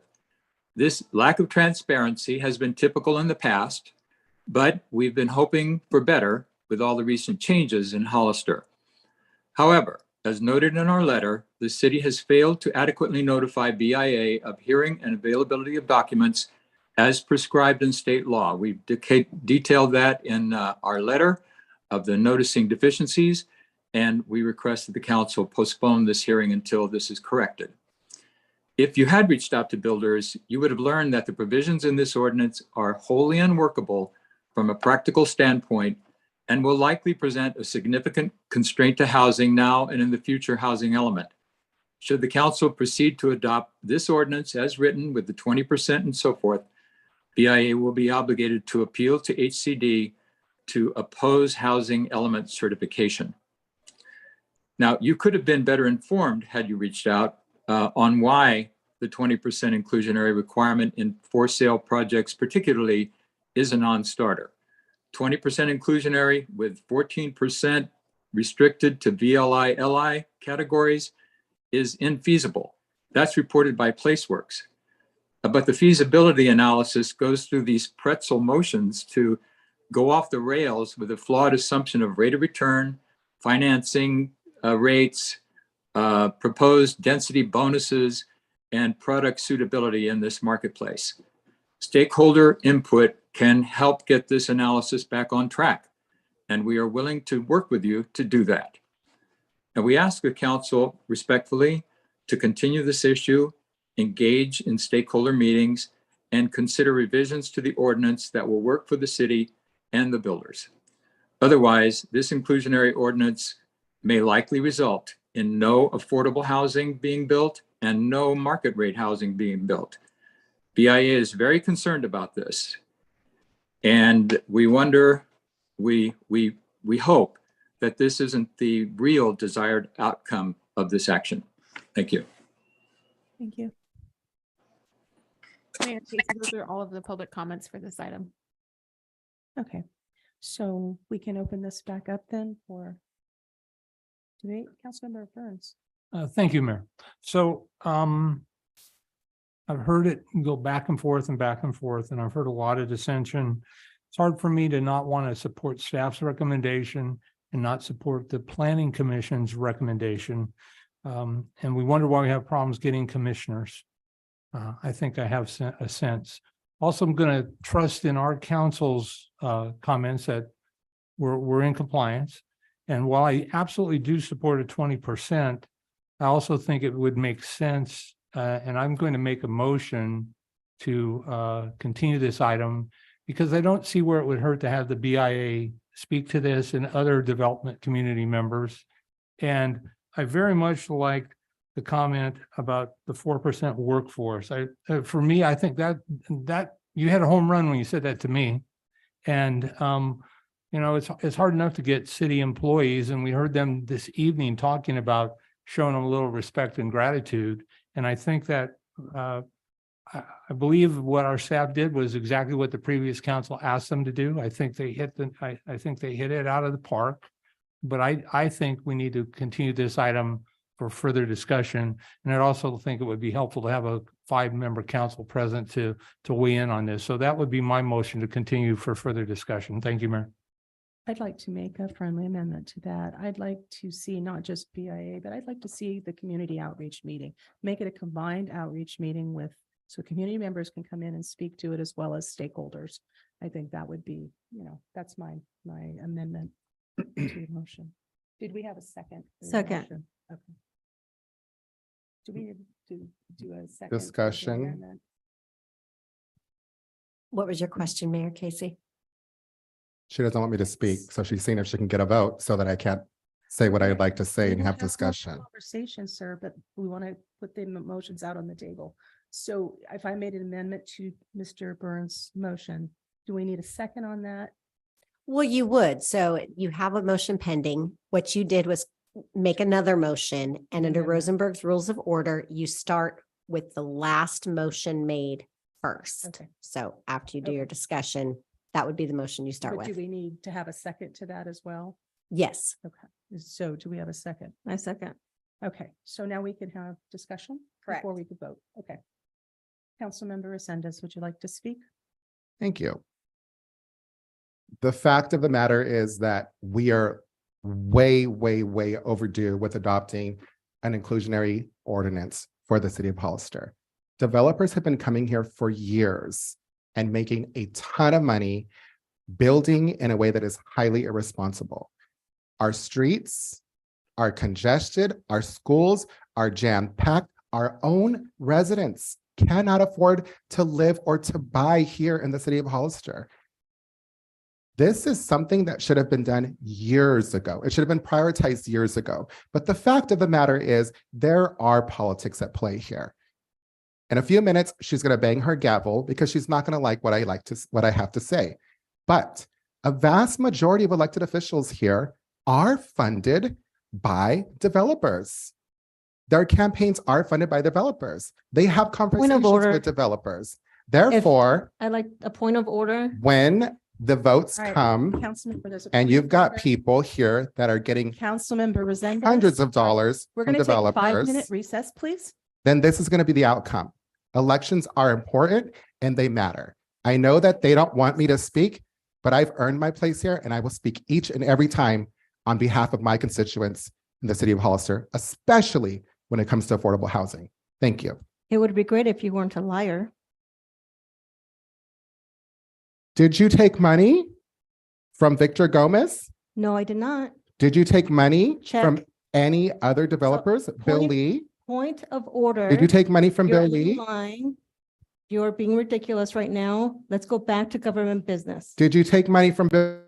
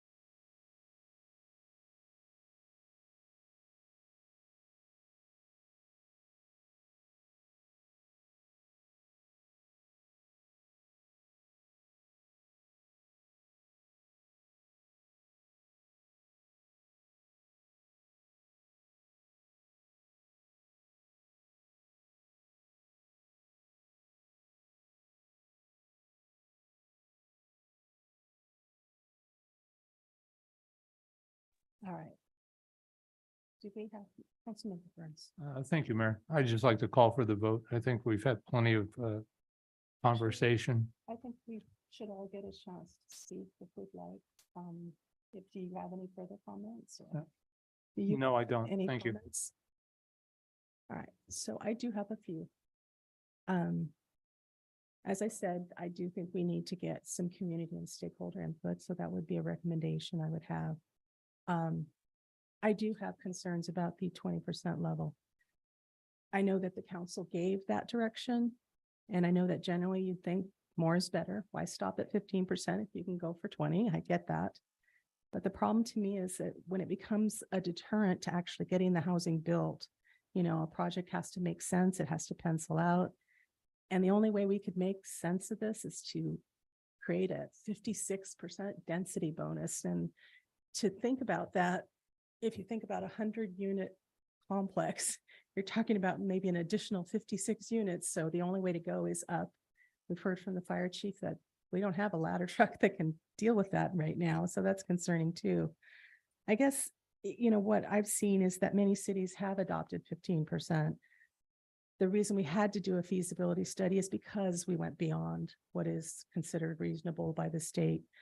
So I'd really like us to, as Councilmember Burns said, table this. I'd like to see the outreach meeting and then come back and have more discussion about it. But I am in favor of doing something more reasonable at like 15%.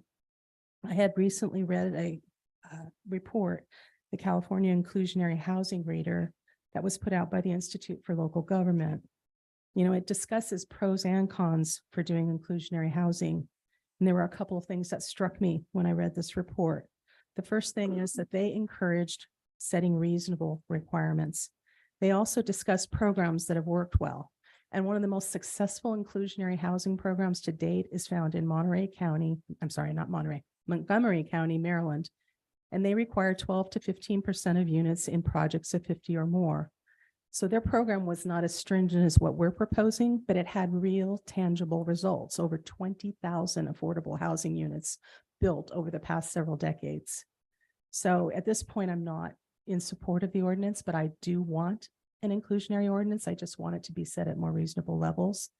And I guess that's it. If no one else has comments, I think we can take a vote.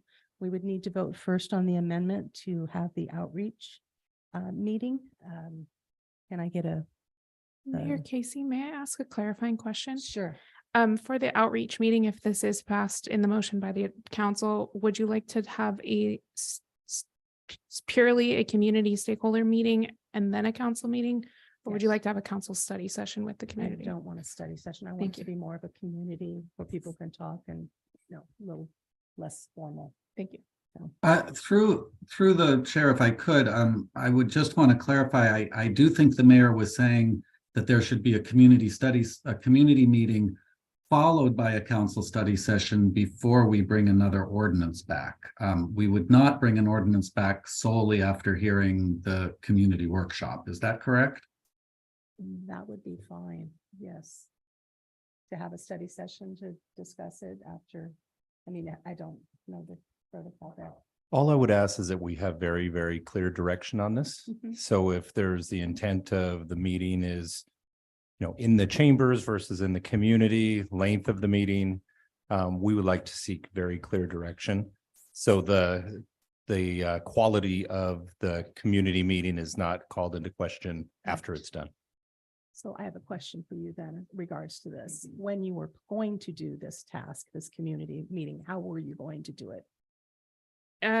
We would typically reach out to the community. I don't have a clear list of stakeholders for who would want to be involved. I know the BIA and Mr. Gomez who've commented on it.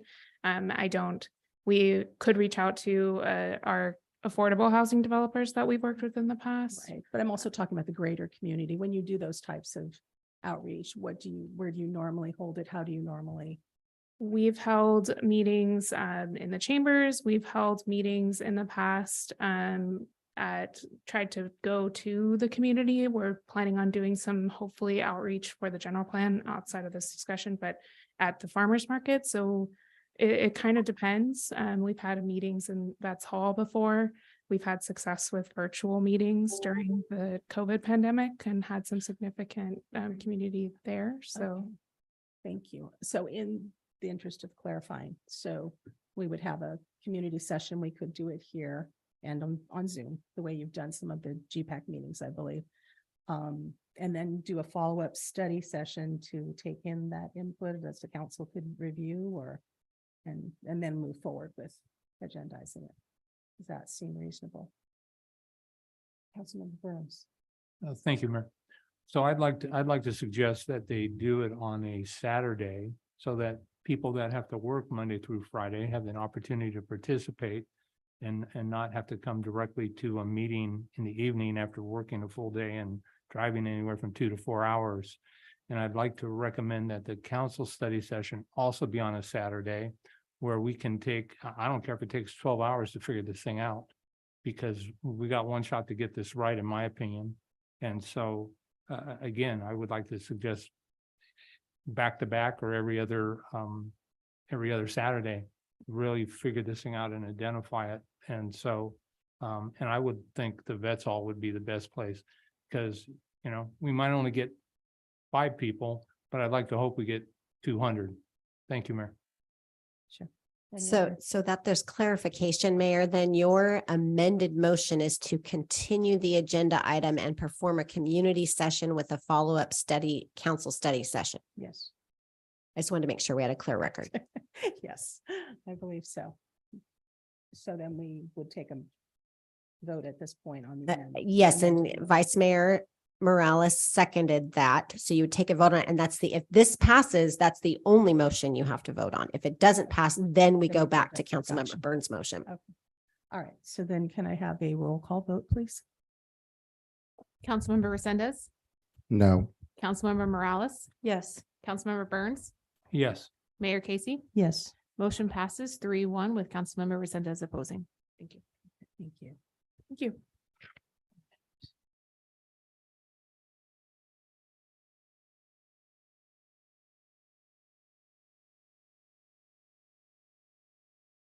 All right, we're going to move on to the next item, resolution number 2023-75, a resolution of the City Council of the City of Hollister declaring the condition of certain properties to constitute a public nuisance and ordering the abatement of weeds thereon and conducting a hearing for the receipt of objection to the proposed abatement. May we have staff report? Oh, there you are. Hi, good evening, Madam Mayor and council members. My name is Sabrina Bracken. I am the newest fire inspector with the fire department. I also have Charlie Bedola, who's on. He's out of town this week at a training. So, but he's here in our panel if he has anything to say. Description. This public hearing is to hear objections to the proposed abatement of weeds and the other flammable materials existing on said properties. Written notice of the proposed abatement and hearing date today was mailed to all affected property owners in the manner and form required by law. Our recommendation is to adopt a resolution declaring the condition of certain properties to constitute a public nuisance, ordering the abatement of weeds, and noticing a public hearing for this receipt of objections to the proposed abatement. In summary, weed abatement is something that we do every year as required by state law. This specifically under Government Code Section 39566. We send out a letter to all affected properties. We sent it out on March 21st, 2023, and gave them 30 days. It's now been over 30 days, and we are awaiting hopefully today's approval from council so that we may give our city contractor the green light to go and mow lots that have not yet disked their weeds. Again, it's important to note that this is an annual letter that we send every year. There's nothing new, nothing's changed. This is just an annual notice, and it's that time of year again to make sure that these lots are abating their weeds. Discussion or questions? Do we have any questions? No. All right, do we have public comment? Mayor Casey, there's no public comment for this item. Well, and for the record, it would open the public hearing and close the public hearing. Sorry. Okay, I'm going to open the public hearing. There are no public comments for this item. All right, I'll close the public hearing. All right, do we have a motion to approve this item? Move to approve. Is there a second? Second. All those in favor? Yes. Yes. Motion carries 4-0. All right, moving on.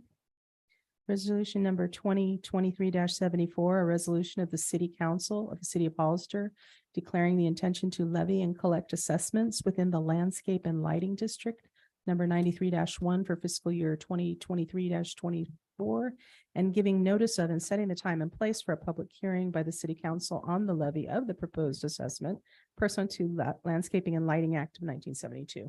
The staff report. Good evening, Mayor, Council members, Christian Bulis, Associate Engineer.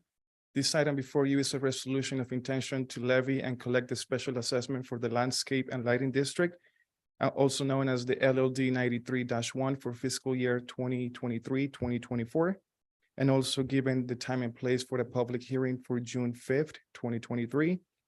As the council may know, this is a series of resolutions that take place at the past council meeting. The council approved a resolution of intention. The item before you is a resolution, I'm sorry, at the past council meeting was a resolution for the initiation proceedings.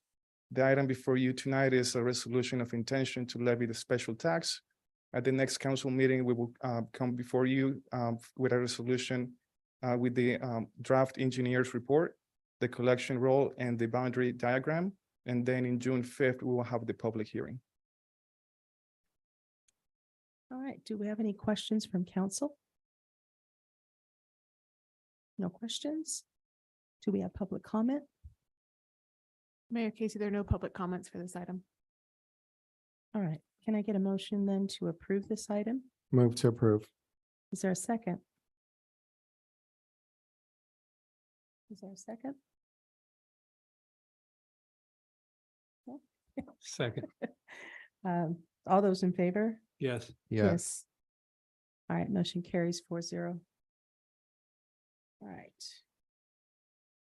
Now we're going to move on to resolution number 2023-72, a resolution of the City Council of the City of Hollister adopting the Uniform Public Construction Cost Accounting Act.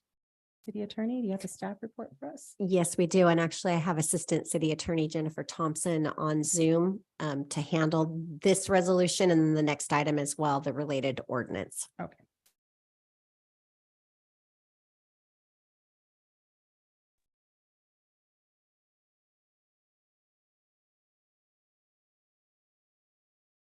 Good evening, Mayor Casey and City Council. Are you able to hear me okay?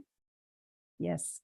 Good. Okay, the item before you tonight is adoption of the Uniform Public Construction Cost Accounting Act, which we often refer to as either UPCA or CUPCA. Tonight, you're being asked to adopt a resolution that will adopt CUPCA for the city, and also to approve an ordinance amendment that will codify the UPCA procedure in the city's municipal code. So the consent item A13 that was pulled earlier is the one that will adopt the resolution. And then this item on your agenda F2 is the ordinance adoption. So just as a matter of background, UPCA is an alternative to the traditional public project formal bidding requirements that's in the Public Contracts Code that requires cities to award public projects contracts to the lowest responsible bidder following publication of 2 notices inviting bids for the project if the cost of the project is expected to be over $5,000. And as you probably know, very few, if any, public projects cost less than $5,000. So UPCA was established as an alternative, and so it allows an informal bidding procedure in some instances when cities contract for public projects. The Public Contracts Code allows cities to adopt these informal bidding procedures, which I'll talk a little bit more in a second, by resolution. So under UPCA, public projects under $60,000 may be performed by city employees, a negotiated contract or purchase order, whereas now with the current Public Contracts Code that the city adheres to, it's $5,000. So it's a significant change. Public projects that cost anywhere between $60,000 and $200,000 are allowed to use a more informal bidding process. And then projects that are expected to cost more than $200,000 will have to engage in the same competitive bidding formal process that the city uses now for any project that's over $5,000. So the way that the informal bidding process works is the city maintains a list of contractors in different trades, so that when they do have a project that they need bids on that's somewhere between $60,000 and $200,000, they'll send notice to those listed contractors. And they're also permitted to send notice to certain trade journals, but they're only required to do one or the other. And then they give those contractors who they notified 10 days, at least 10 days, to send a bid to the city for the project.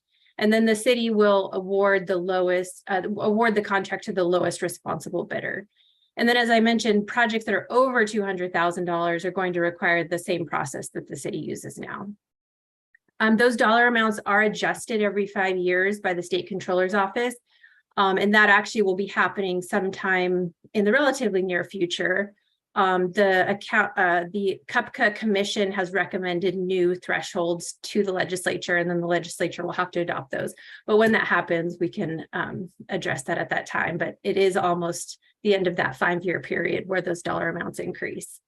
So again, tonight, we're asking that you adopt a resolution that will adopt the UPCA process for the city, and then also, and as a secondary action, approve an ordinance amendment that will codify those procedures in the city's municipal code. So that concludes my report. Are there any questions that I can answer? Do we have any questions? Councilmember Resendez. Thank you. It says here in the department summary, the city may elect to become subject to the act. Can you speak more to that? Yeah, so up until this time, the city hasn't elected to. So right now, the city's subject to the public contracts code. It's optional if the city tonight wants to elect to be subject to the act. So that's what we're referring to there. Thank you. Madam Mayor, if I may add. Yes. First, thank you for allowing us to bring this forward. I'd like to point out that we did get direction to work on our procurement policy. And so we are currently doing that. This is something that would go separately, irregardless of the procurement policy. And as we change the procurement policy or make recommendations for a change, that can, for example, the lowest bidder component of this, we can look to, when that next item comes, actually addressing that to whatever direction it goes with the procurement policy. So really for this is helping us to be more efficient. At the $5,000 mark, you're almost doing more than $5,000 worth of work to issue the bid and go through all the meetings and everything. The other piece that this will allow us to do is we're working right now with the junior giants, and we had brought an item one time before, and they are willing to provide a $50,000 grant. We would have to provide a $50,000 match, and this would allow us technically to work with them as well, because of the way that the bidding requirement would work. So we see this as bringing us to be more efficient, to get more in line with the cost of the smaller projects that we do. And then it would not limit us when we bring back the procurement policy for review and discussion. Sure. Do we have more questions? Yes, Vice Mayor. Well, I'm glad you said that, because those were a lot of my questions. I would like, even though that we are going to have the procurement policy come back, I would like for this to include trained and skilled workforce. I am very hesitant. Any document that has lowest bid, just because of all the issues we'd have over the last 2 years that I've been on council. So that gives you more options, not less, the way that I see it. The second item I'd like to have amended is to modify, instead of one or the other, to include both target populations, that you send out the list for bids. So the more would be better, not to limit ourselves. Do we have any further questions? Or yes, Councilmember. Thank you. So I was a little bit unsure about it as well. I'll be quite honest with you, but honestly, I've said this time and time again, we have such a great staff, especially administrative staff. We trust what you're doing. You're highly qualified. professionals. So I support, and I'm going to go ahead and approve this, hoping that everything goes smoothly with it. So thank you for bringing it forward. Do we have public comment? Mayor Casey, we do not have any public comments for this item. All right. So is there any further deliberation, or are we ready to make a motion? So I'd like to make a motion to approve this ordinance, or at least, I believe the resolution is first, Vice Mayor, if you want to make a motion to approve the resolution, and then the ordinance would be next. okay, so I would like to make a motion to approve the resolution number 2023-74 with those two amendments. Do we have a second? Point of clarity, what were the two amendments? To include and expand, to not to limit to the lowest bidder, but to also include trained and skilled workforce, and to, instead of sending out the bids to one party or another, so either a group of current contractors or an organization that has a larger group, because it's one or the other, is to include both, send the bids to everyone. So those are my two amendments. So, and if I can interrupt, your first amendment, CUPCA requires the contract be awarded to the lowest bidder. So it doesn't have an ability to qualify that. Your other amendment is permissible because CUPCA does allow either contacting trade journals, contracting individual contractors, or both. So your first amendment, I do not believe is compliant with CUPCA. Jennifer, is it the lowest responsible bidder? It is the lowest responsible bidder, yes. So in that definition of responsible, could that be considered, could the workforce skill level, like their ability to complete the job, be considered? Typically, when you're looking at responsibility, you're actually almost considering irresponsibility. So it's only those contractors who are not responsible that you can disqualify. You can't add additional requirements that would increase a determination of responsibility.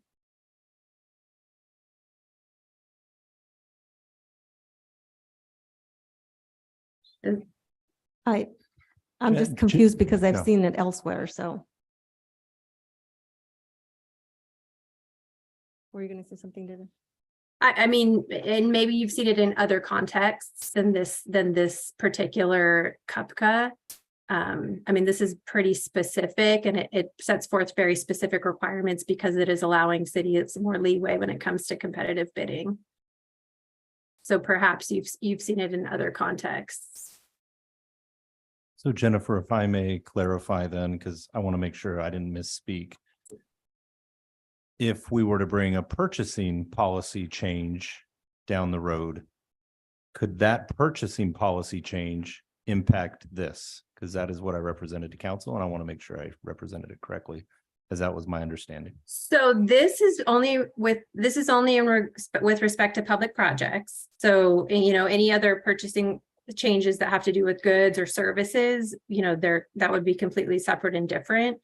And so, when you were describing the changes to the purchasing ordinance, that's what I was imagining that you were talking about. So if it was something different, I think I would need some more information. Yeah, the direction we had received from the council to work on a procurement policy that addressed the trained and skilled workforce topics that Councilmember Morales just mentioned. Yeah, that's something that I'm not familiar enough with to speak to. I mean, I know that the public contracts code is very specific about what cities can and can't do when it comes to awarding public contracts, and I'm not familiar with an exception for skilled and trained workforce. I would imagine that falls under a responsible contractor, right? Well, and that was the question I was asking Jennifer, is what do you look at when you're looking at the lowest responsible bidder? So just to get the meeting moving along, I'd ask that you amend and just adopt your second amendment, if that's okay. No, this is very important. This is why in my time here, we've had a lot of situations where we have awarded contracts with the lowest bidder. And we don't look at things like, are there folks trained to do their job? Are they coming from out of state? Are they, have they had any situations where they've abandoned the job? Where they've been sued? There's wage theft or other issues. So these are the issues that kind of make up the totality of the decision, not just the lowest bidder. And we've had a lot of experience with that. So I want to include any type of language that would help the city, not just say you're the lowest bidder, you get the contract, knowing that they might have a lot of issues, and that is not considered as part of the decision. Maybe what would be understand that, but helpful. I'm going to defer to legal, and I'm going to go with your recommendation. And on that note, I'm going to withdraw my second. Go ahead, Jennifer. You were going to say something. I was going to suggest that adding a definition of responsible, just so that it's clear what is meant by that. You know, it's going to have to be a legal definition, what complies with the law says responsible is. But some of the things that Councilmember Morales just mentioned, you know, having been sued or disqualified, some of those things definitely speak to responsibility. And so we could certainly define within the ordinance what it means to be a responsible bidder. Madam Mayor, Yes, Councilman. then would it be recommended to withdraw this item and then bring it back to a future agendized meeting with that definition?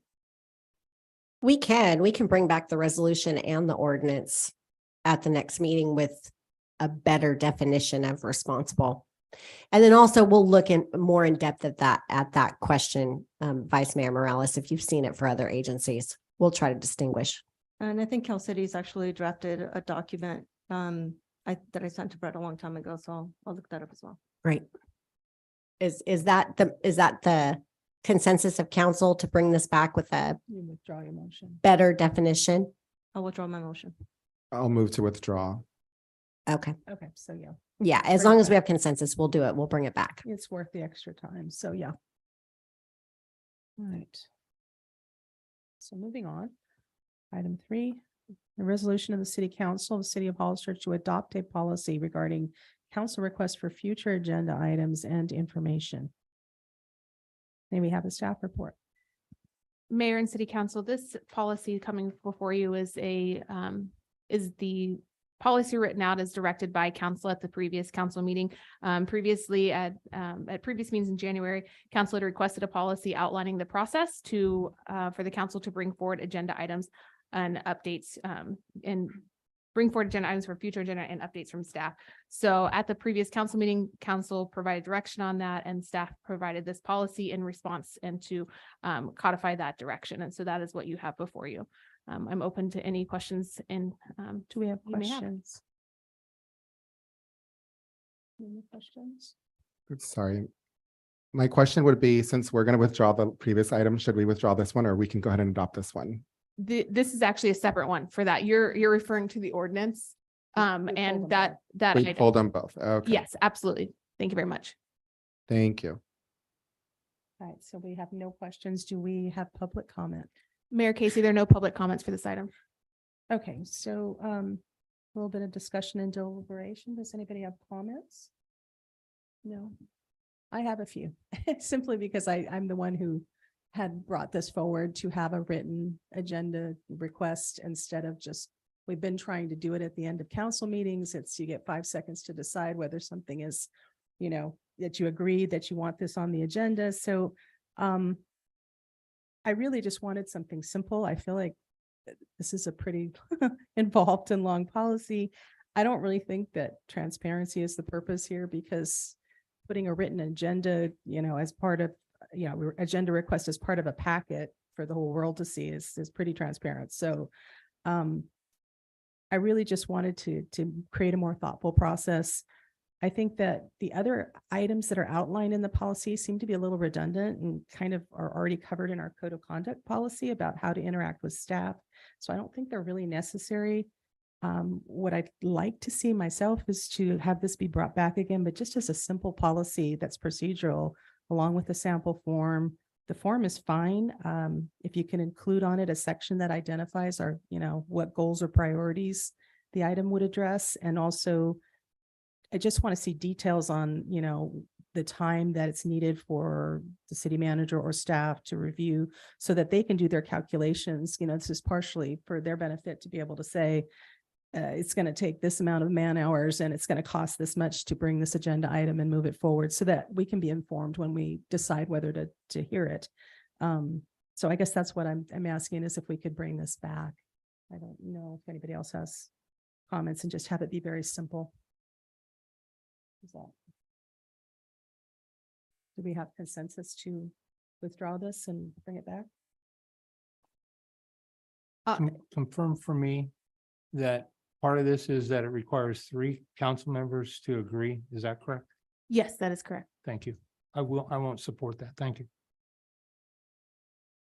I have a question. Thank you. If we're not up here having a discussion or putting it here, and there's 3 violate the Brown Act already, if you have to have 3 people to make a decision to place something on the agenda, is that not a violation of the Brown Act in itself? At a meeting that has not been publicly agendized? No, you're not discussing it at length. You're agreeing to bring it back to discuss it at an agendized meeting. So No, that you're would simply not just, be- no, you're simply just talking about what are we going to put on the next meeting agenda or the following meeting agenda. There's no at-length discussion, which is why I jump in multiple times and say for Brown Act purposes, this should be agendized. But we're agreeing to agendize something. Mhm. And in essence, you're silencing 2 and the majority are agreeing right there on the spot to bring something back. To me, that sounds like a bit of a gray area. No, it's not a Brown Act violation. Okay. I'm not sure I follow. So yes, Vice Mayor. So I could be wrong here. I thought we had 3 options. This one, which included more of a memo to be written by the council member, to only have 1 other council member agree to put it on the agenda. So we had a couple of different options. But this one, because it requires a lot more analysis or work, it would only require 1. Was that completely Councilman wrong? Morales, you are correct. There were 3 options presented to council at the last meeting. But the council direction at that meeting is that it would remain a majority consensus that would be required for it to move forward. However, it would be 1 other council member that could potentially sign on to a memo because that would not violate the Brown Act because that would be less than a quorum. I think what we decided, because we did look at the 3 options, was we were going to move forward with a written, you know, just being able to submit, each council member could submit their agenda item, Yes. you know, that they'd like to see on a future agenda. And then it just considered as part of the packet with any other information provided. And so we actually did vote or give consensus that this is how we wanted to move forward. So my only comments here is just that I think there was a lot more policy created around this than was necessary. I just wanted it to be simple.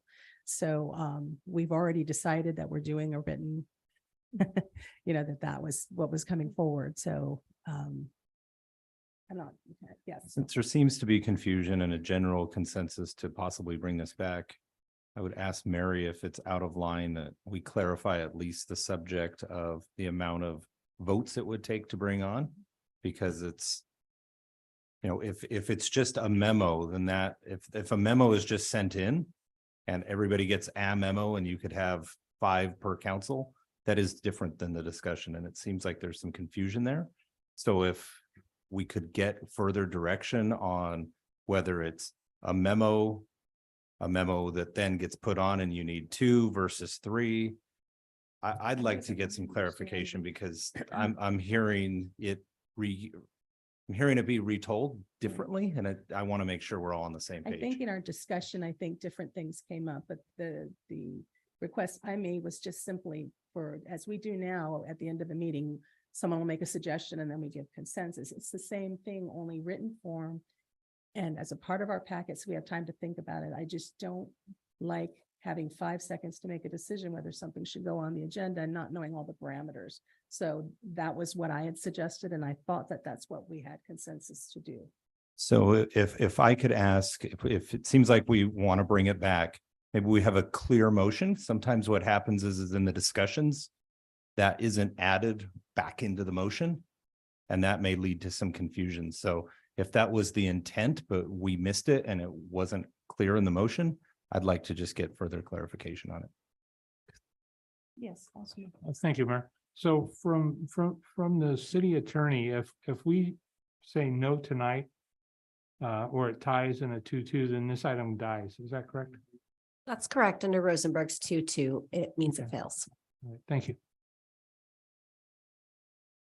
All right, so I'm prepared to make a motion if we're ready. go right ahead. I move that we deny resolution number 2023-76. Second.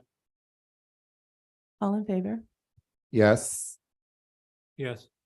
No. No. All right.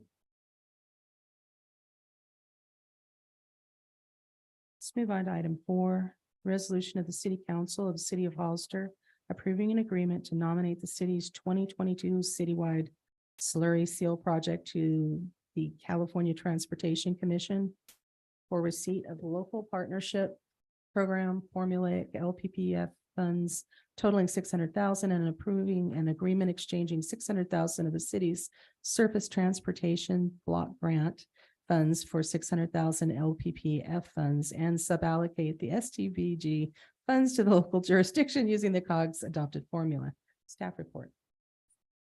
Thank you, Madam Mayor. If I could ask Paul to please load the single slide up that will help depict the funding mechanism that we have that I'll be talking about. It's much easier to understand with a picture rather than just simply my words. So we just the COG voted on April 6th to their technical advisory committee. That group is made up of the staff that make recommendations to the elected body, that's the elected officials that sit on COG. And there was a recommendation to nominate $600,000 of local partnership programmatic formulaic funds. And they voted to allow the city to use these funds for our slurry seal project. And so the slurry seal project, we call it the 2022 slurry seal project. We brought that before you months ago. That was one where we had to go back. There was a failed bid. So that project is shovel ready. It's been engineered. We just had a technicality and planned on rebidding it. So what this first step of the LPP funds, it is a state program that we are eligible through the COG for because we have what's called a self-help tax. So we, in addition to SB1 gas tax, we also tax ourselves, and that by us taxing ourselves on gas tax for road work, it actually opens up other grant programs that we are eligible for. And so these funds were identified by the COG's executive director, and a notice was put out to each of the to the city manager of both San Juan and myself, as well as the CAO. And we needed to identify shovel-ready projects that require that at least would be a 1-for-1 match. So the project needed to be at least $1.2 million. That slurry seal project was $1.3 million. So basically, it's a 3-step process. So by voting and approving that project, it then went forward to the COG on April 20th, and it was passed unanimously there. And so what the idea is those funds from the state will come to us, or will come to the COG. They will work with us on a funding agreement. The second step is, the second step are those dollars coming to us, and then you'll see where there's that blue depiction of a stack of dollars is the local dollars that would come in. So what we are doing and proposing is to pledge the 600,000 of local dollars back into the local pot. So what happens with our local money is any of the local dollars that come in get split 60% to the city of Hollister, 30% to the county, and 10% to San Juan. So what we're doing is we're doing a swap with our local dollars, and then those local dollars basically that have already been split out through that 60-30-10, we would have 600,000. That gets put back into the swap and gets reallocated. So I know it's a little confusing, but basically that gets the 600 we put back, 360 comes back to us. So it's a win-win for all parties. Essentially, the 600,000 comes in to support the project. Ultimately, the 360,000 comes back to us. So if you think about it, it's technically about 360,000 of new money because we would have had the 600,000. And then the 180 supports the county and the 10% supports San Juan Bautista. So from that point, the slurry seal project is a project that covers nearly 40 road segments to do a slurry seal overlay all throughout the city, and will help to increase our pavement condition index, as well as help our roads last much longer. And so what this item is asking today is three things. So basically, we're going to have two agreements, and those agreements are one, an agreement with the COG to receive these local programmatic formulaic dollars of 600,000, and then to approve an agreement to basically exchange those two pots of funds, where the step two, where the 600 in and 600 out. And then the third item is to allow myself as city manager to execute those agreements. And then what will happen is there is a series of documents that we will have to get submitted by June 30th. We already have an application in that was due April 28th. So we've been hustling to get this across the finish line. And with your approval today, we can execute those agreements and get the project ready. The project does need to be complete by June 30th of 2025. So we felt it was a perfect project. It was citywide. It was a project we had already planned on doing, and it fit the dollar amount. It allowed us to meet the match requirement. And so again, this item has gone through the technical advisory committee. It has gone through the COG and is now before you as the final step for approval. All right, do we have questions from council? No questions? Do we have public comment? Mayor Casey, there are no public comments for this item. If there's no further discussion or deliberation, then let's, can I get a motion to approve? So moved. All those in favor? Aye, yes. Yes. Motion carries. Yes. Oh, motion carries 4-0.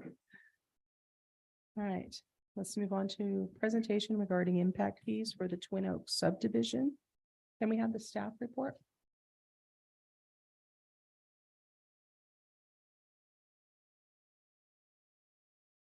Good evening, Madam Mayor. I'm going to introduce Christian Bliss down to the podium to introduce this item.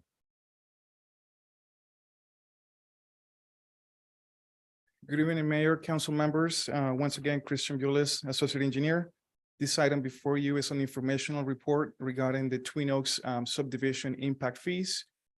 Council had requested to allow the developer to provide a presentation regarding the impact fees. I believe the developer is here tonight, Mr. Matty Miller.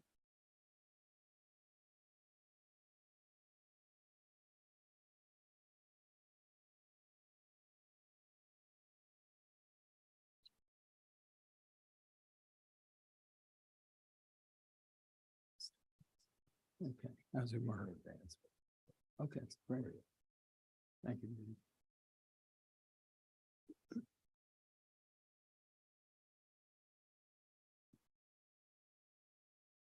Good evening, Mayor Casey and members of the council. I appreciate this opportunity to speak to you tonight on an issue that is near and dear to our hearts at Twin Oaks, and that's our impact fees.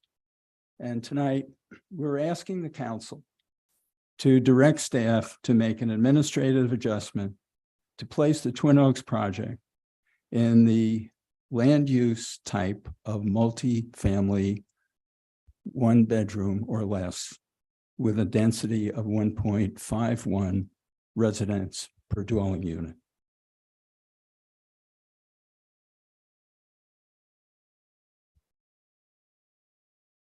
I don't know how well you can see that. That first slide is the section in our performance agreement that talks to impact fees.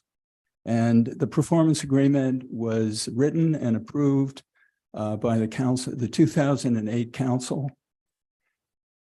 And as you notice, it talks specifically about impact fees for City Hall, City Yard, police, sewer treatment, and sewer collection as fees that should be calculated based on occupant density. You also note that tonight we're requesting that 5 fees that are not in this list, which includes park fees, storm drain fees, library fees, jail, juvenile hall fees, and sewer reimbursement. And in fact, in 2008, 2 of those fees weren't even on the list that the council charged, and that would be library and sewer reimbursement.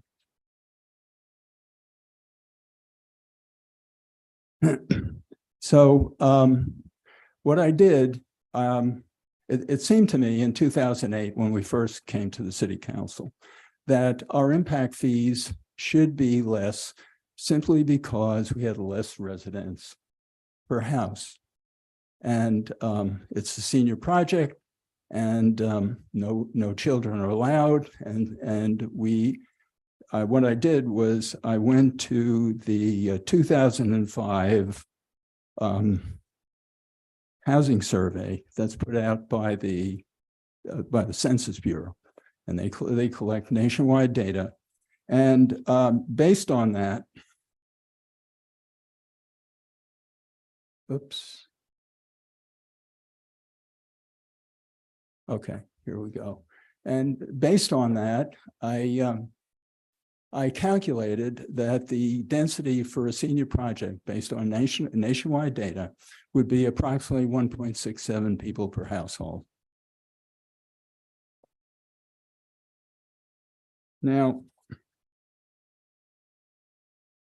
in 2017, and then again in 2019, the city hired Wildan Financial Services to do a nexus study and evaluate the method in which the city was calculating impact fees and suggest perhaps some improvements in that methodology.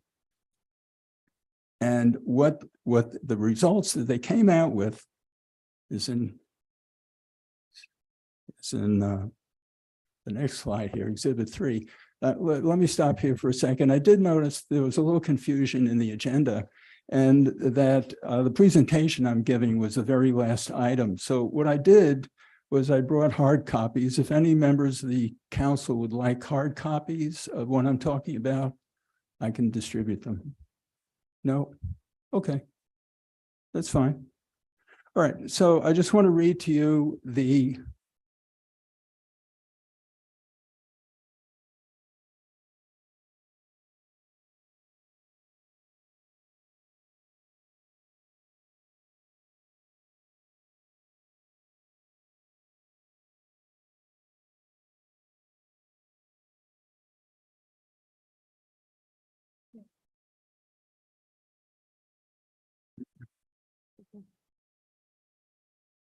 Thank you.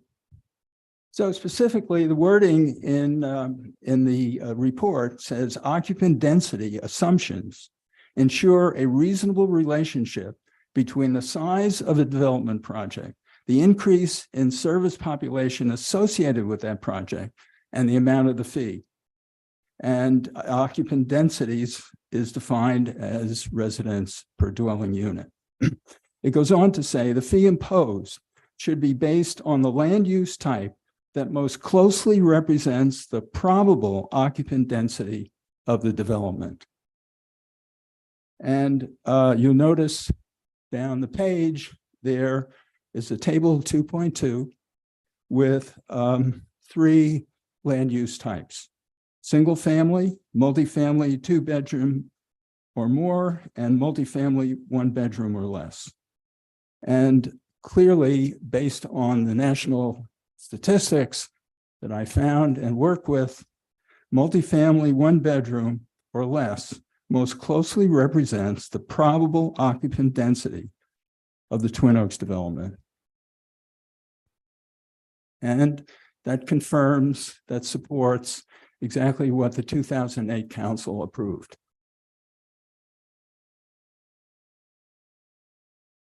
Okay, now let's fast forward to this past April, just last month. At the beginning of the month, we calculated what our actual occupant density is.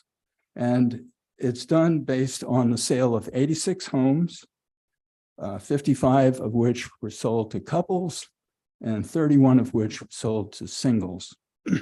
And the actual occupant density with over half the project sold is 1.64 people per household, which is amazingly close to the occupant density that I calculated years earlier in 2008,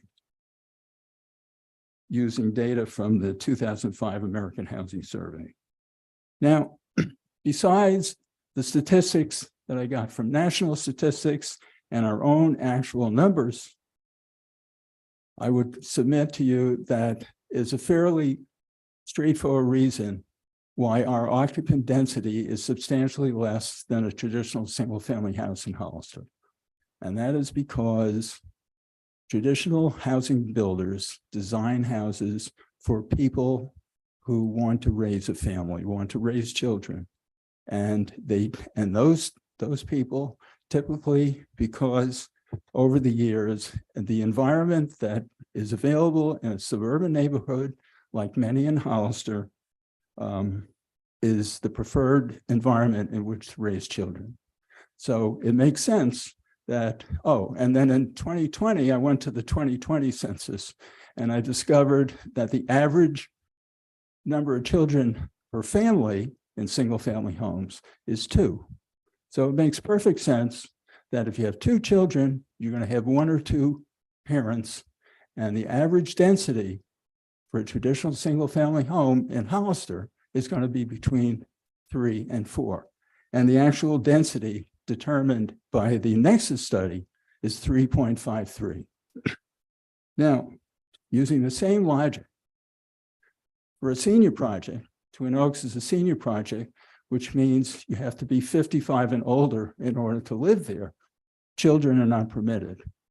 So if children are not permitted, generally it's reasonable to assume that you're going to have 1 or 2 adults in a house on average.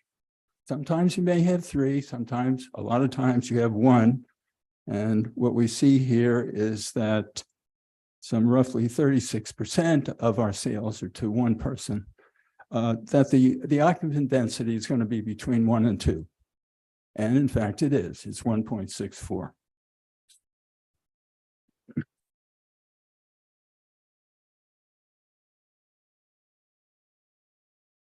Okay, and just to confirm, I'm sorry, I should have put that slide up sooner, but here's a slide with the results of our evaluation of our current occupant density.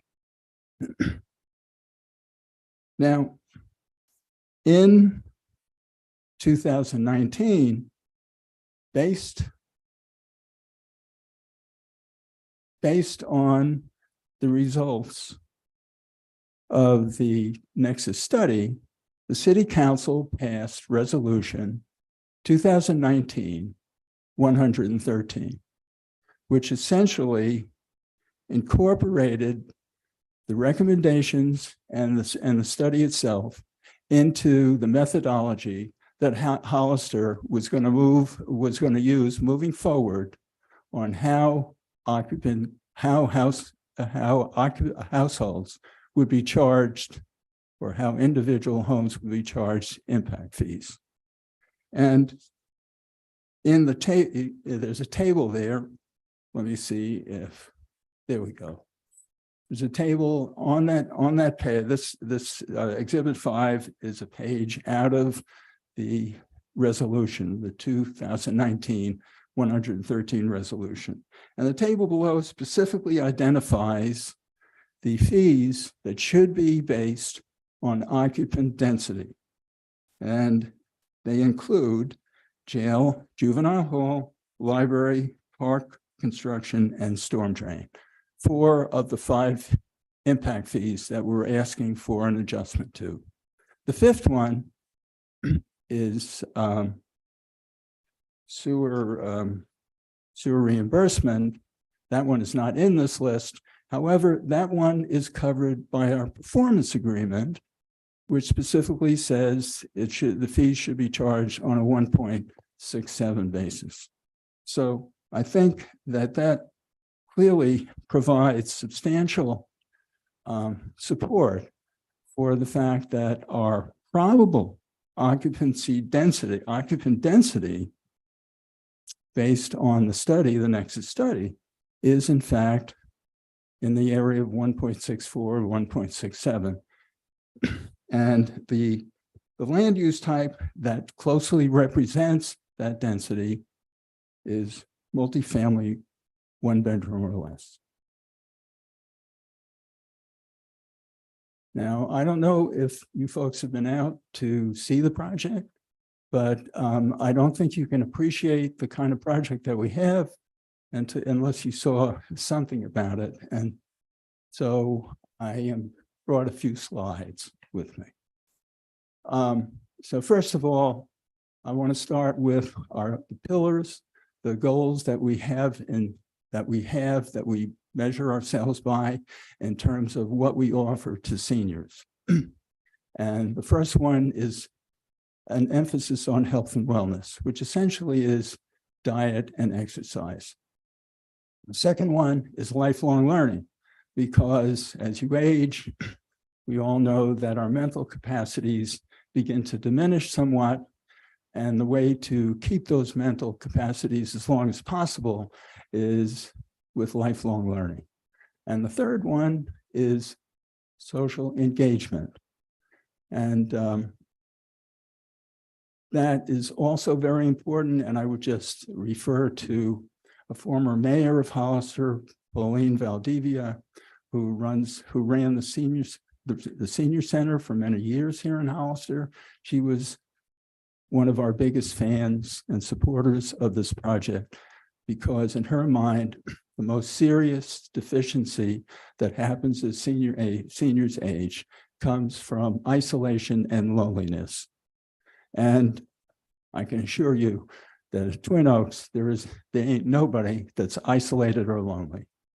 And the last pillar of this project is what we call rooted in Hollister. We chose Hollister because of the richness of the community and the environment and how much it has to offer, especially with people as they age in town.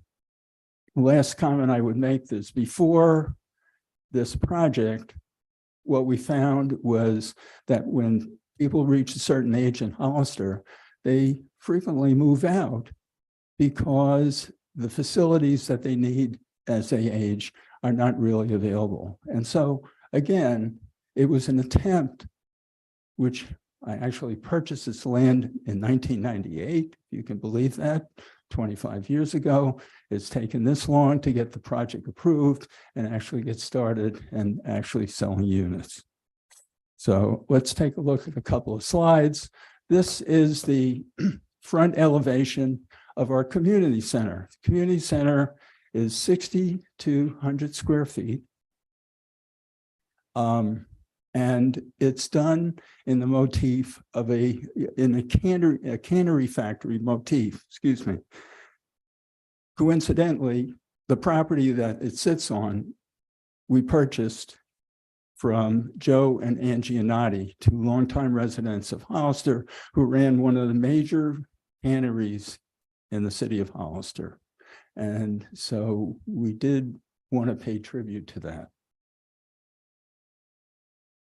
This aerial view shows what facilities we have outside the community center itself. To the left is pickleball courts, and in the center is an Olympic-like swimming pool. And on the far right are bocce ball courts.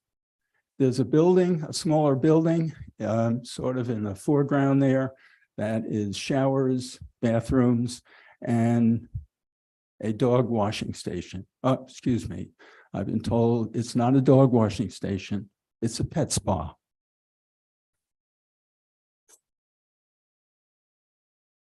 When you in the front door, when you walk in the front door, where this is what you see, it's what we call the living room of the project.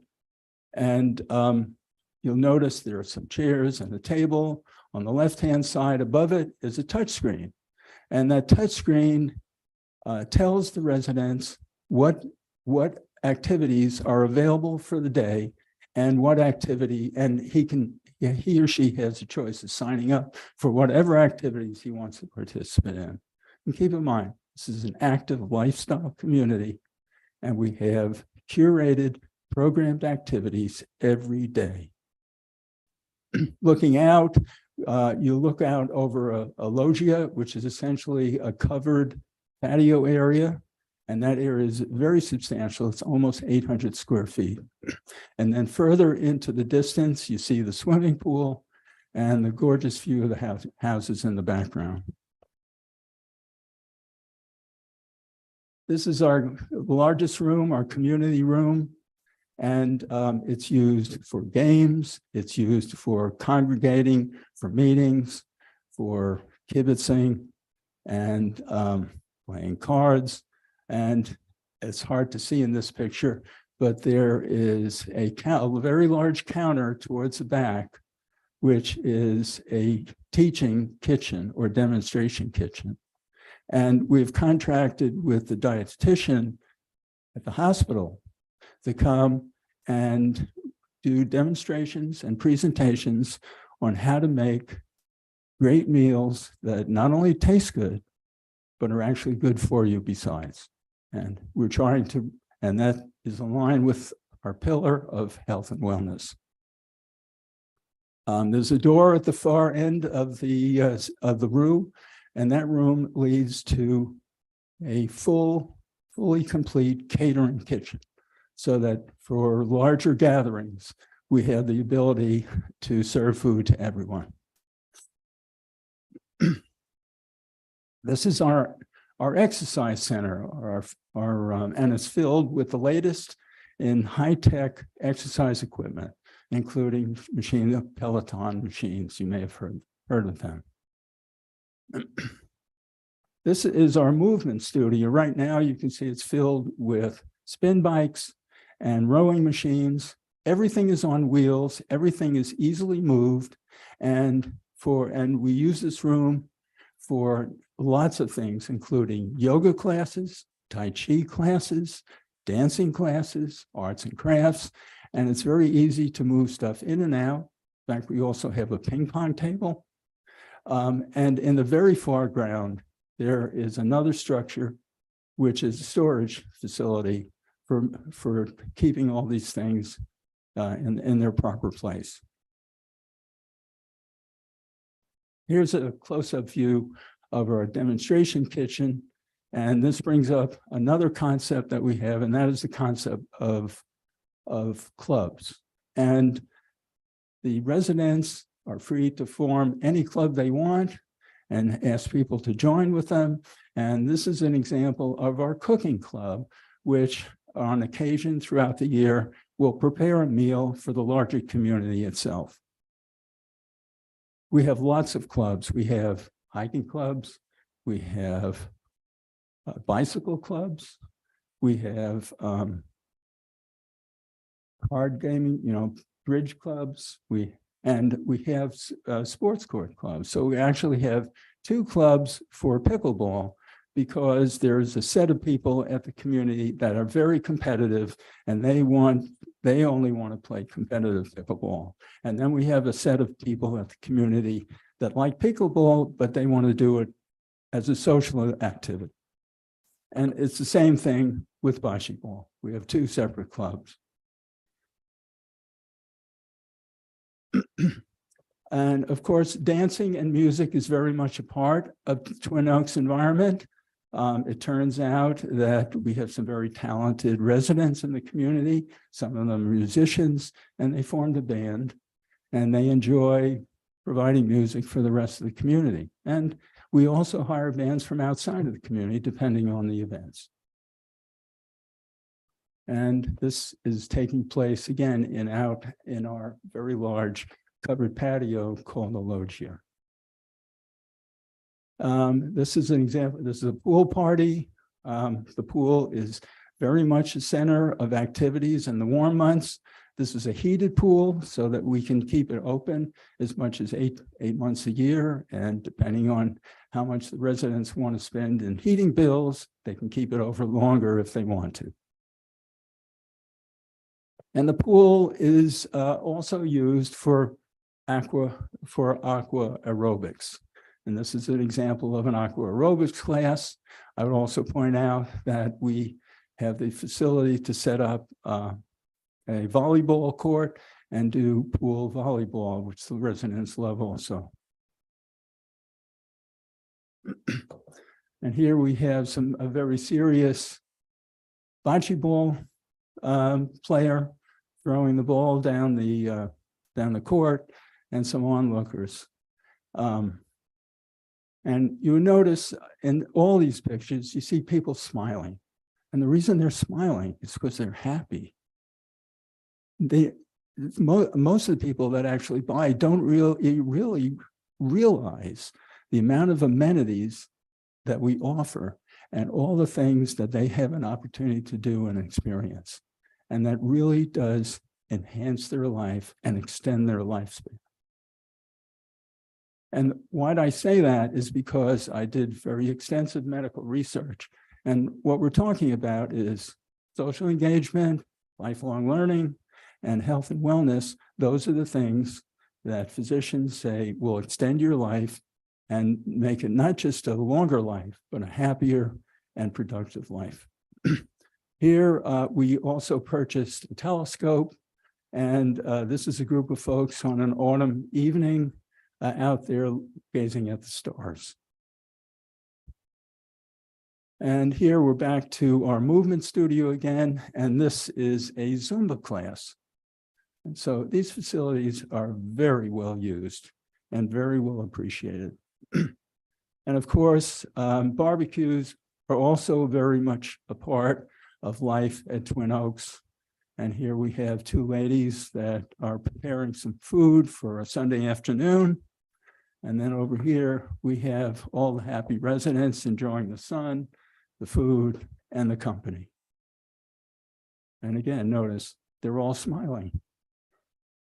In fact, they become our best sales agents, because when they see what we have, they want their friends and their family.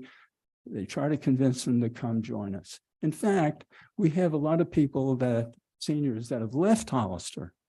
And when their families came and saw what we had, they convinced them to come back. And so Twin Oaks actually has served a function in helping to reunite families and allow grandparents and their grandchildren to get to know each other. And then this final slide here is some pickleball players that stopped their game to pose for our picture.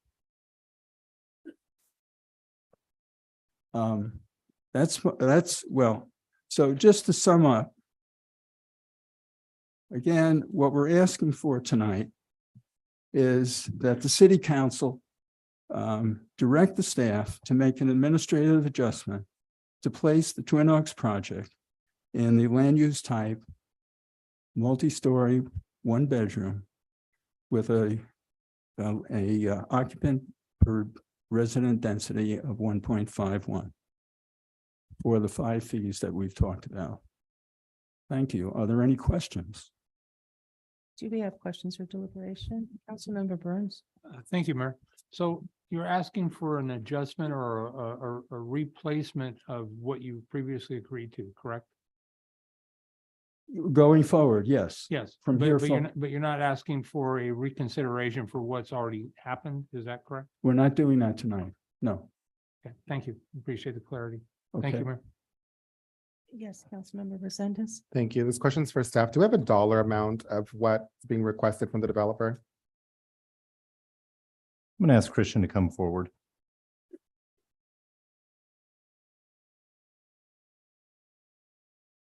And just like a total amount of impact fees that he would like waived would be helpful. Yeah, just 1 second.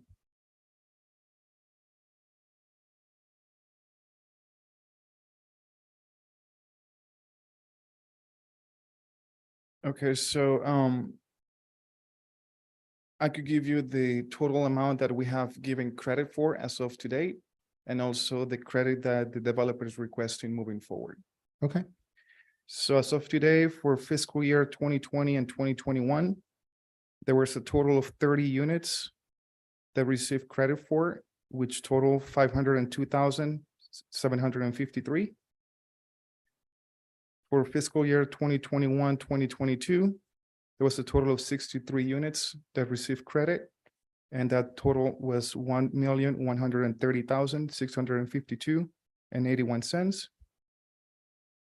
For fiscal year 2022, 2023, there was a total of 23 units, and that totals 444,801.83 for the grand total of impact fee credits of 2,078,207.84. Thank you. Are we under any legal obligation to give the developer a $2 million waive on impact fees? No, a future wave, no. Okay. And again, just so we're clear, impact fees are to pave the streets, to pay for our parks, to pay for the facilities that we provide for the constituents. Is that not correct? Correct. Thank you. Do we have other questions? If I may, I would also like to include that as part of the fee credits that the city council approved, there was a total of 2.4 million for affordable. The performance agreement required the developer to pay a total of 3.4 million. And at the time, the city council approved a reduction, which reduced that 3.4 million to 1 million. So in total, it's 3 million. So total savings is 4,478,207.84 as of today. Thank you.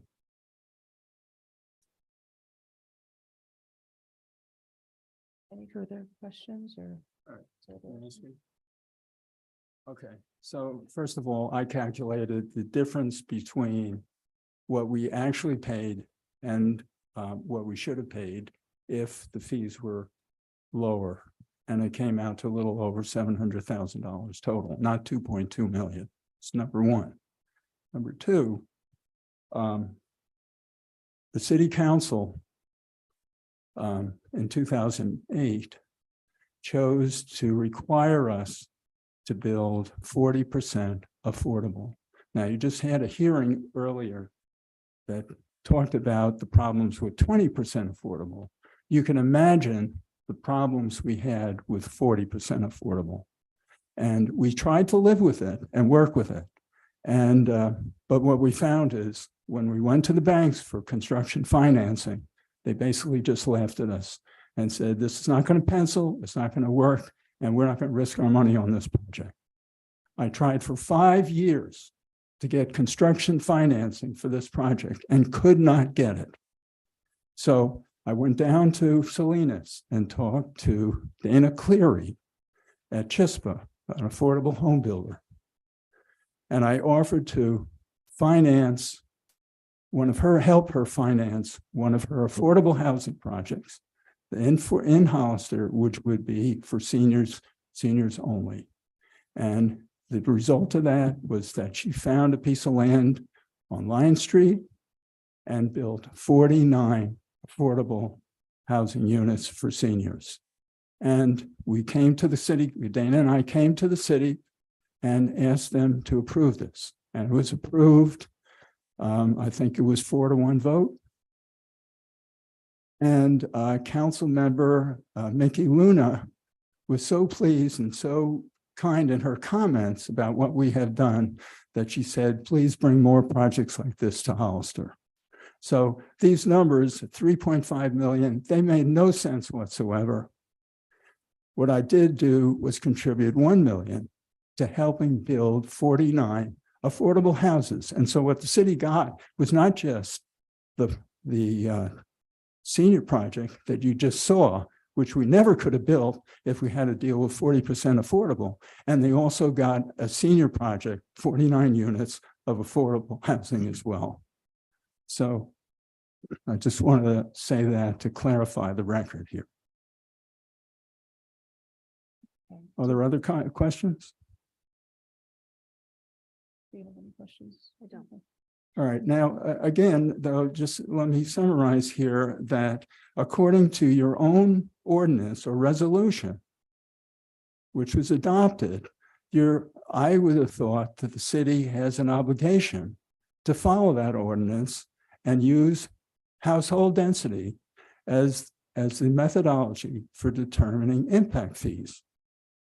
And what I'm hearing tonight is, even though it's in your ordinance, you don't have to follow it. Somehow that doesn't seem fair to me.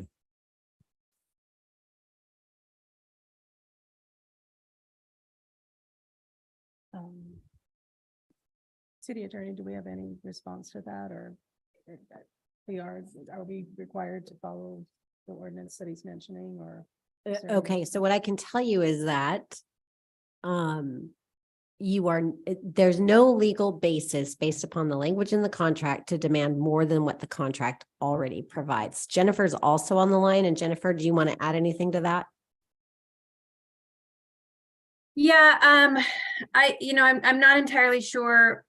So impact fees are not adopted by ordinance, so I'm not entirely sure what reference Mr. Miller is speaking about.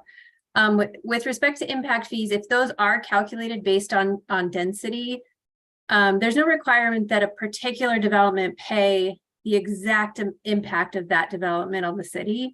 So when a nexus study is done for an impact fee or a development impact fee study is done, they consider all of the development as a whole and then attribute it in a reasonable manner to different developments. Now, each individual development is not required to pay exactly the impact that that development will have on the city. So hopefully that helps. So if density is the mechanism that the impact fee study used, it doesn't mean that each individual development will consider the exact density of that development when it's setting its impact fees. I have one question for Christian, actually. I'm just curious, because my understanding is that when we had these, because there's some new fees that came up that weren't around in 2008 when this performance agreement was done. So if there, you have a performance agreement, they talk about density at 1.67, why would we not look at that? Why would we go to 3.53 and use that as to calculate? Why did we do that?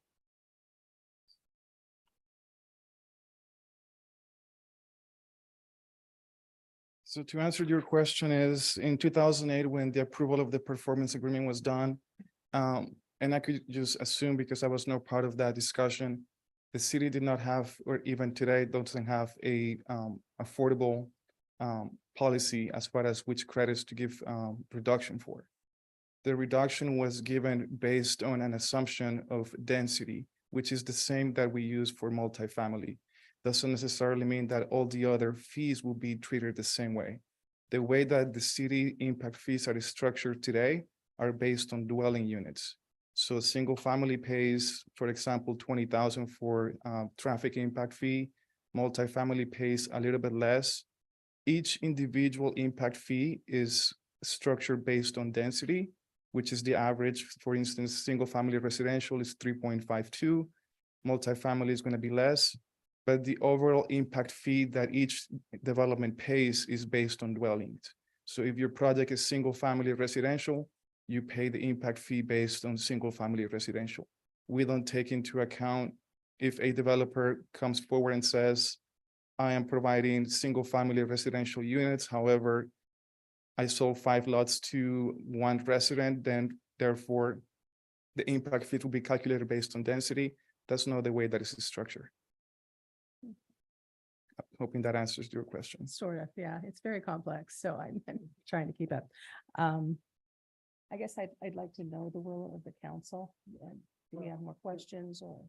Are you, what's your? Can I say a few more words, Mayor? Okay, I think. All right,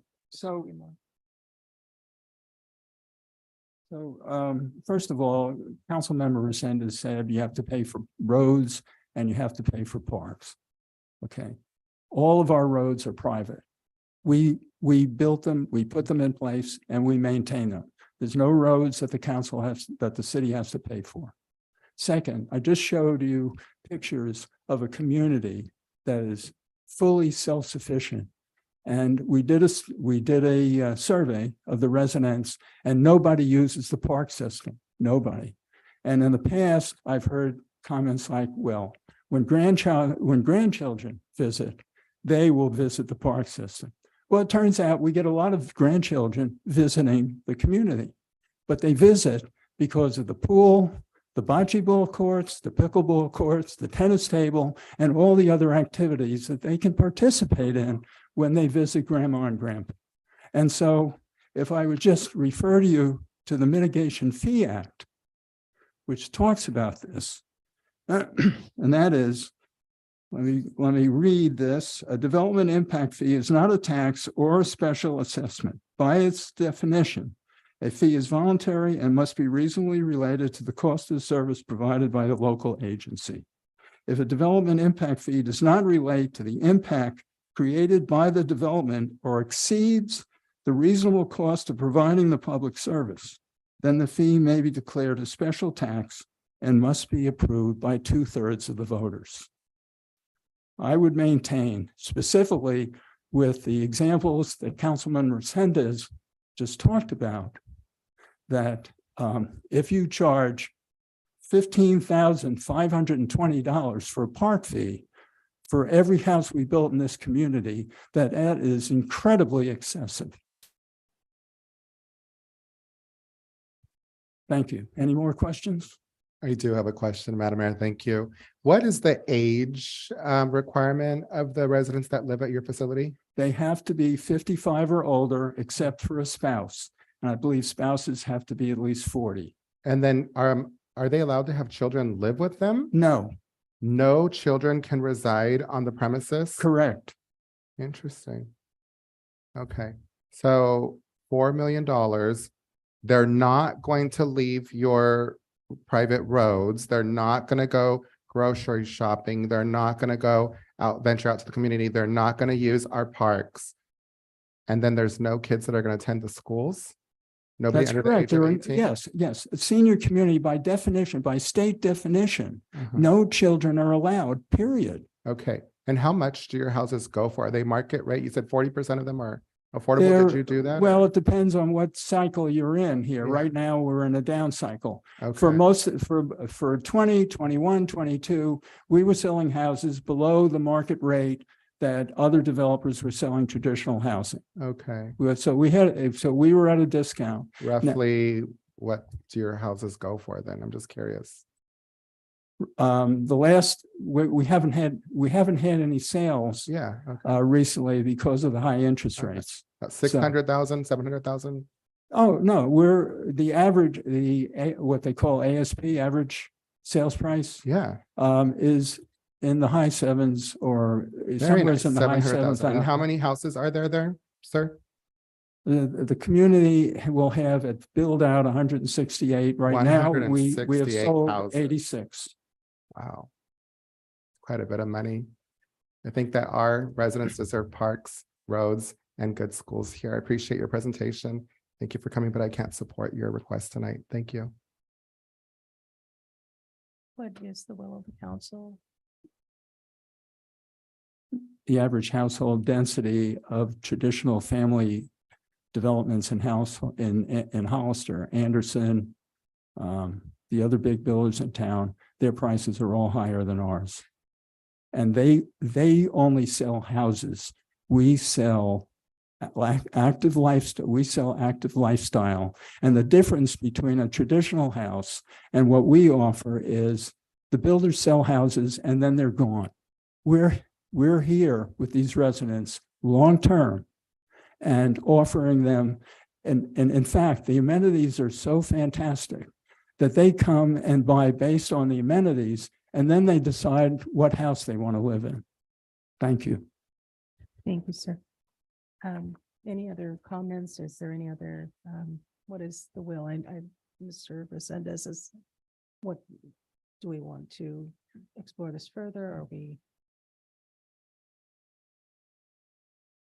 No. Okay, well, thank you for your presentation, sir. All right, we're going to move forward. Reports from city council members regarding committees on which they serve. Councilmember Burns, Thank you, Mayor. I have nothing to report. Councilmember Resendez, Thank you. I met with Recreation Supervisor Tina Garza and the LGBTQ plus committee over at the Esperanza Center, and we're just gearing up and getting ready to have the flag raising ceremony here on June 25th from 11 a.m. to 1:30 p.m. Lots of things are going on as far as that goes. I'm tasked with seeing if we can get some representatives out here to maybe give some short speeches, but there'll be food, there'll be pan dulce, there'll be drinks. We're trying to keep it short. That way people can come celebrate. And if they have other Pride events that they'd like to go to on that Sunday, then they're happy to do that. And it does get a little bit warm. So we a lot of thought and work went into this, and we're meeting bi-weekly, but because of Cinco de Mayo holiday, we decided to do 3 weeks for this next meeting. So that's my report. Thank you. Vice Mayor, do you have a report? Nothing to report. Okay, I just have one thing. We had our animal shelter ad hoc, and I want to thank Captain Batanio for kind of organizing us and getting us together. We had quite a few attendees from various shelters and others. I was surprised, and she actually brought in the folks from the animal shelter in Santa Clara County that is helping to mentor the animal shelter and get best practices. And so it was a really informative presentation, and we had some really good discussions. So we're moving ahead. So did you want to add anything, Captain? No? Okay, thank you. Let's go to informational reports. Councilmember Burns, do you want to start? I'd love to. Thank you, Mayor. So I would ask that staff, as they have time and they're moving around the city, and specifically on weekends, look at all of the illegal signage that seems to be going up and down. Some of it's actually development oriented, but it's everything from the yard sale signs on the poles to corners of intersections. It's getting kind of sloppy, and I would hope that staff would enforce the codes and help clean up the city. I was very impressed with the department head's presentation tonight on all of the training. We have some smart people, and I'm pleased to have heard that. And so thank you for accommodating that request. I appreciate that. And then I would like to know more about what the pre-application fee would be, or a waiver. I don't know if that would be considered a gift of public funds in reference to the growing hearts. I was very impressed with that presentation, and I would like to know more about what that looks like, and if it would be considered a gift of public funds. I don't know how much money I still have in my discretionary fund, but I would be willing to off that out of my fund to allow that to go forward.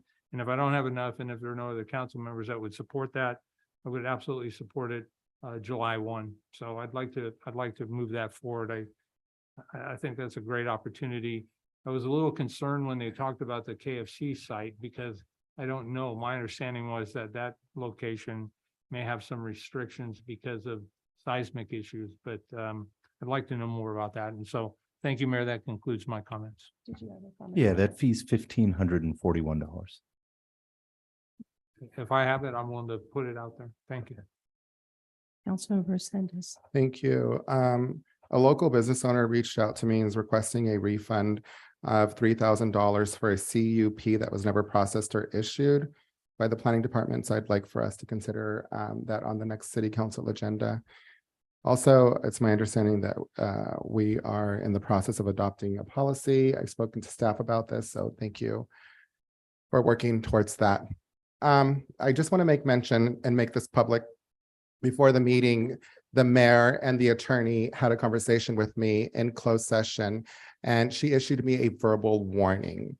She said that if I were to make mention of her connection with developers again, that she would have me censured. Said, please don't put words in my mouth. So I just want to go on the record and say that I find it very hypocritical that a member of this council is allowed to verbally assault and attack our own staff and not be held accountable for that. Respect is a two-way street. I told the mayor then, and I'll make mention of it again, you may not like what I have to say, but I have every right to say what I'm going to say, and I will do so accordingly. You can put me on the agenda and you can censure me every single week if you'd like to, but you're not going to silence me from speaking. And then after the ordinance, the mayor said that she would be happy to censure me and bring up the code of conduct. So looking forward to that. That concludes my report. Thank you. Vice Mayor, do you have anything?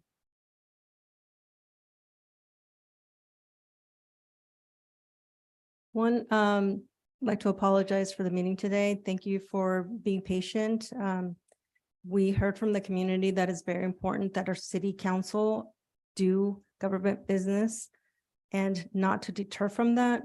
Some of us are trying really hard to do that. It's very difficult. So I just want to say thank you, and I have nothing to report, nothing else to add. So really, the only thing I want to say at this point is that in our last meeting, we talked a lot about respect and collaboration and working together. I don't believe it's appropriate for any member of this council to sit on the dais and make accusations towards another. That's a clear violation of our code of conduct. I'm not sure what we need to do, but at the next meeting, we need to agendize something. There have to be repercussions. You can't continue to disrupt meetings and make accusations and just, at people. It's just not, it's not okay. And so I apologize, Stu. We've been trying very hard not to have a circus here. And it's gotten a little out of hand tonight, so I apologize for that. And that's all I have. City Manager, do you have a report? Yeah, just an update. We were talking about signage earlier today at our department head meeting, believe it or not. So we are looking at that. There are quite a few on the weekends. Folks, placing signs in the area, by the sound walls and whatnot. And so we will be definitely taking a look at that. As for the Growing Hearts, the 1541, do we have a consensus?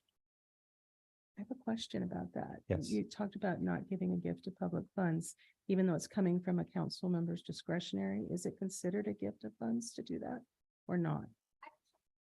I just want to make sure we're doing the right thing, but I support what he's Yeah, offering. it is. I mean, it's supporting a nonprofit Mhm. that would be, providing a service in the As long community. as It's not to an elected, individual. Yeah. Well, and they are current on the registry of charitable trusts. They're an active corporation current on that registry, because I know that's been an issue that's come up before. Oh, okay. I see. That it? City Attorney, do you have anything? Oh, I'm sorry. Were you not done? Yeah, we also, Councilmember Resendez asked to talk about a refund of a $3,000 CUP. And so wanted to look at that as well. That's something we can bring back. Hmm. I do not have the authority to refund at this current time. We don't have a policy in place for refunds. So what is the ask then? We have a particular individual that, and maybe I could ask Christy and Eva to give a little more information on the actual project itself. Yeah, just real quick, 'cause this Okay. isn't agendized. Okay, So it well, can't maybe be a I'll back discussion. off of that, so. So, yes. Yeah, I heard what the council member requested and as I heard him speak, somebody applied for a conditional use permit and what I don't know is, was it not processed by staff or was it withdrawn by the applicant? Or there's got to be more to this story. And again, I mean, if we were a company that one of our clients bought something and returned it or ordered it and didn't pick it up, we would probably be inclined to give them a refund if we didn't expend services. But a conditional use permit, most of the cost for that is allocated for staff time processing it. So it's hard to know where to go with this unless we had more details. And so I'm not saying I would support it, but I would like to know more about it because I think we have a responsibility to understand it before we weigh in. And my sense is the only way we're going to be able to do that is if somebody brings it back. Yes, that is the case. That's what we're asking. Do we bring it back? We wouldn't have a full discussion tonight on the merits of the request, but we do have a request. There is not a policy for the city manager to follow. It is something that staff and I have been talking about, from a global perspective of, there are times where that may make sense. And so we're having a discussion at the staff level on that. But for this particular case, I don't have direction to do that. So the ask, is simply the council member is asked, do I have consensus to bring that item forward for discussion without discussing the merits of the individual situation this evening? Okay, do we have consensus for that? I'm okay with it. Sure. Okay.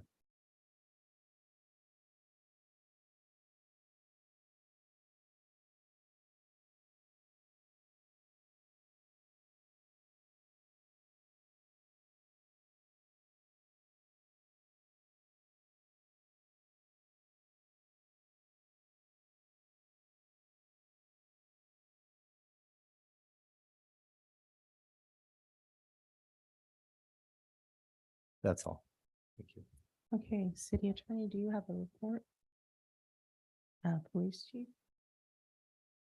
Thank you for the promotion. Okay. Nothing to add. Nothing, city clerk? Yes, I just want to report back to council on the current vacancies on the commissions.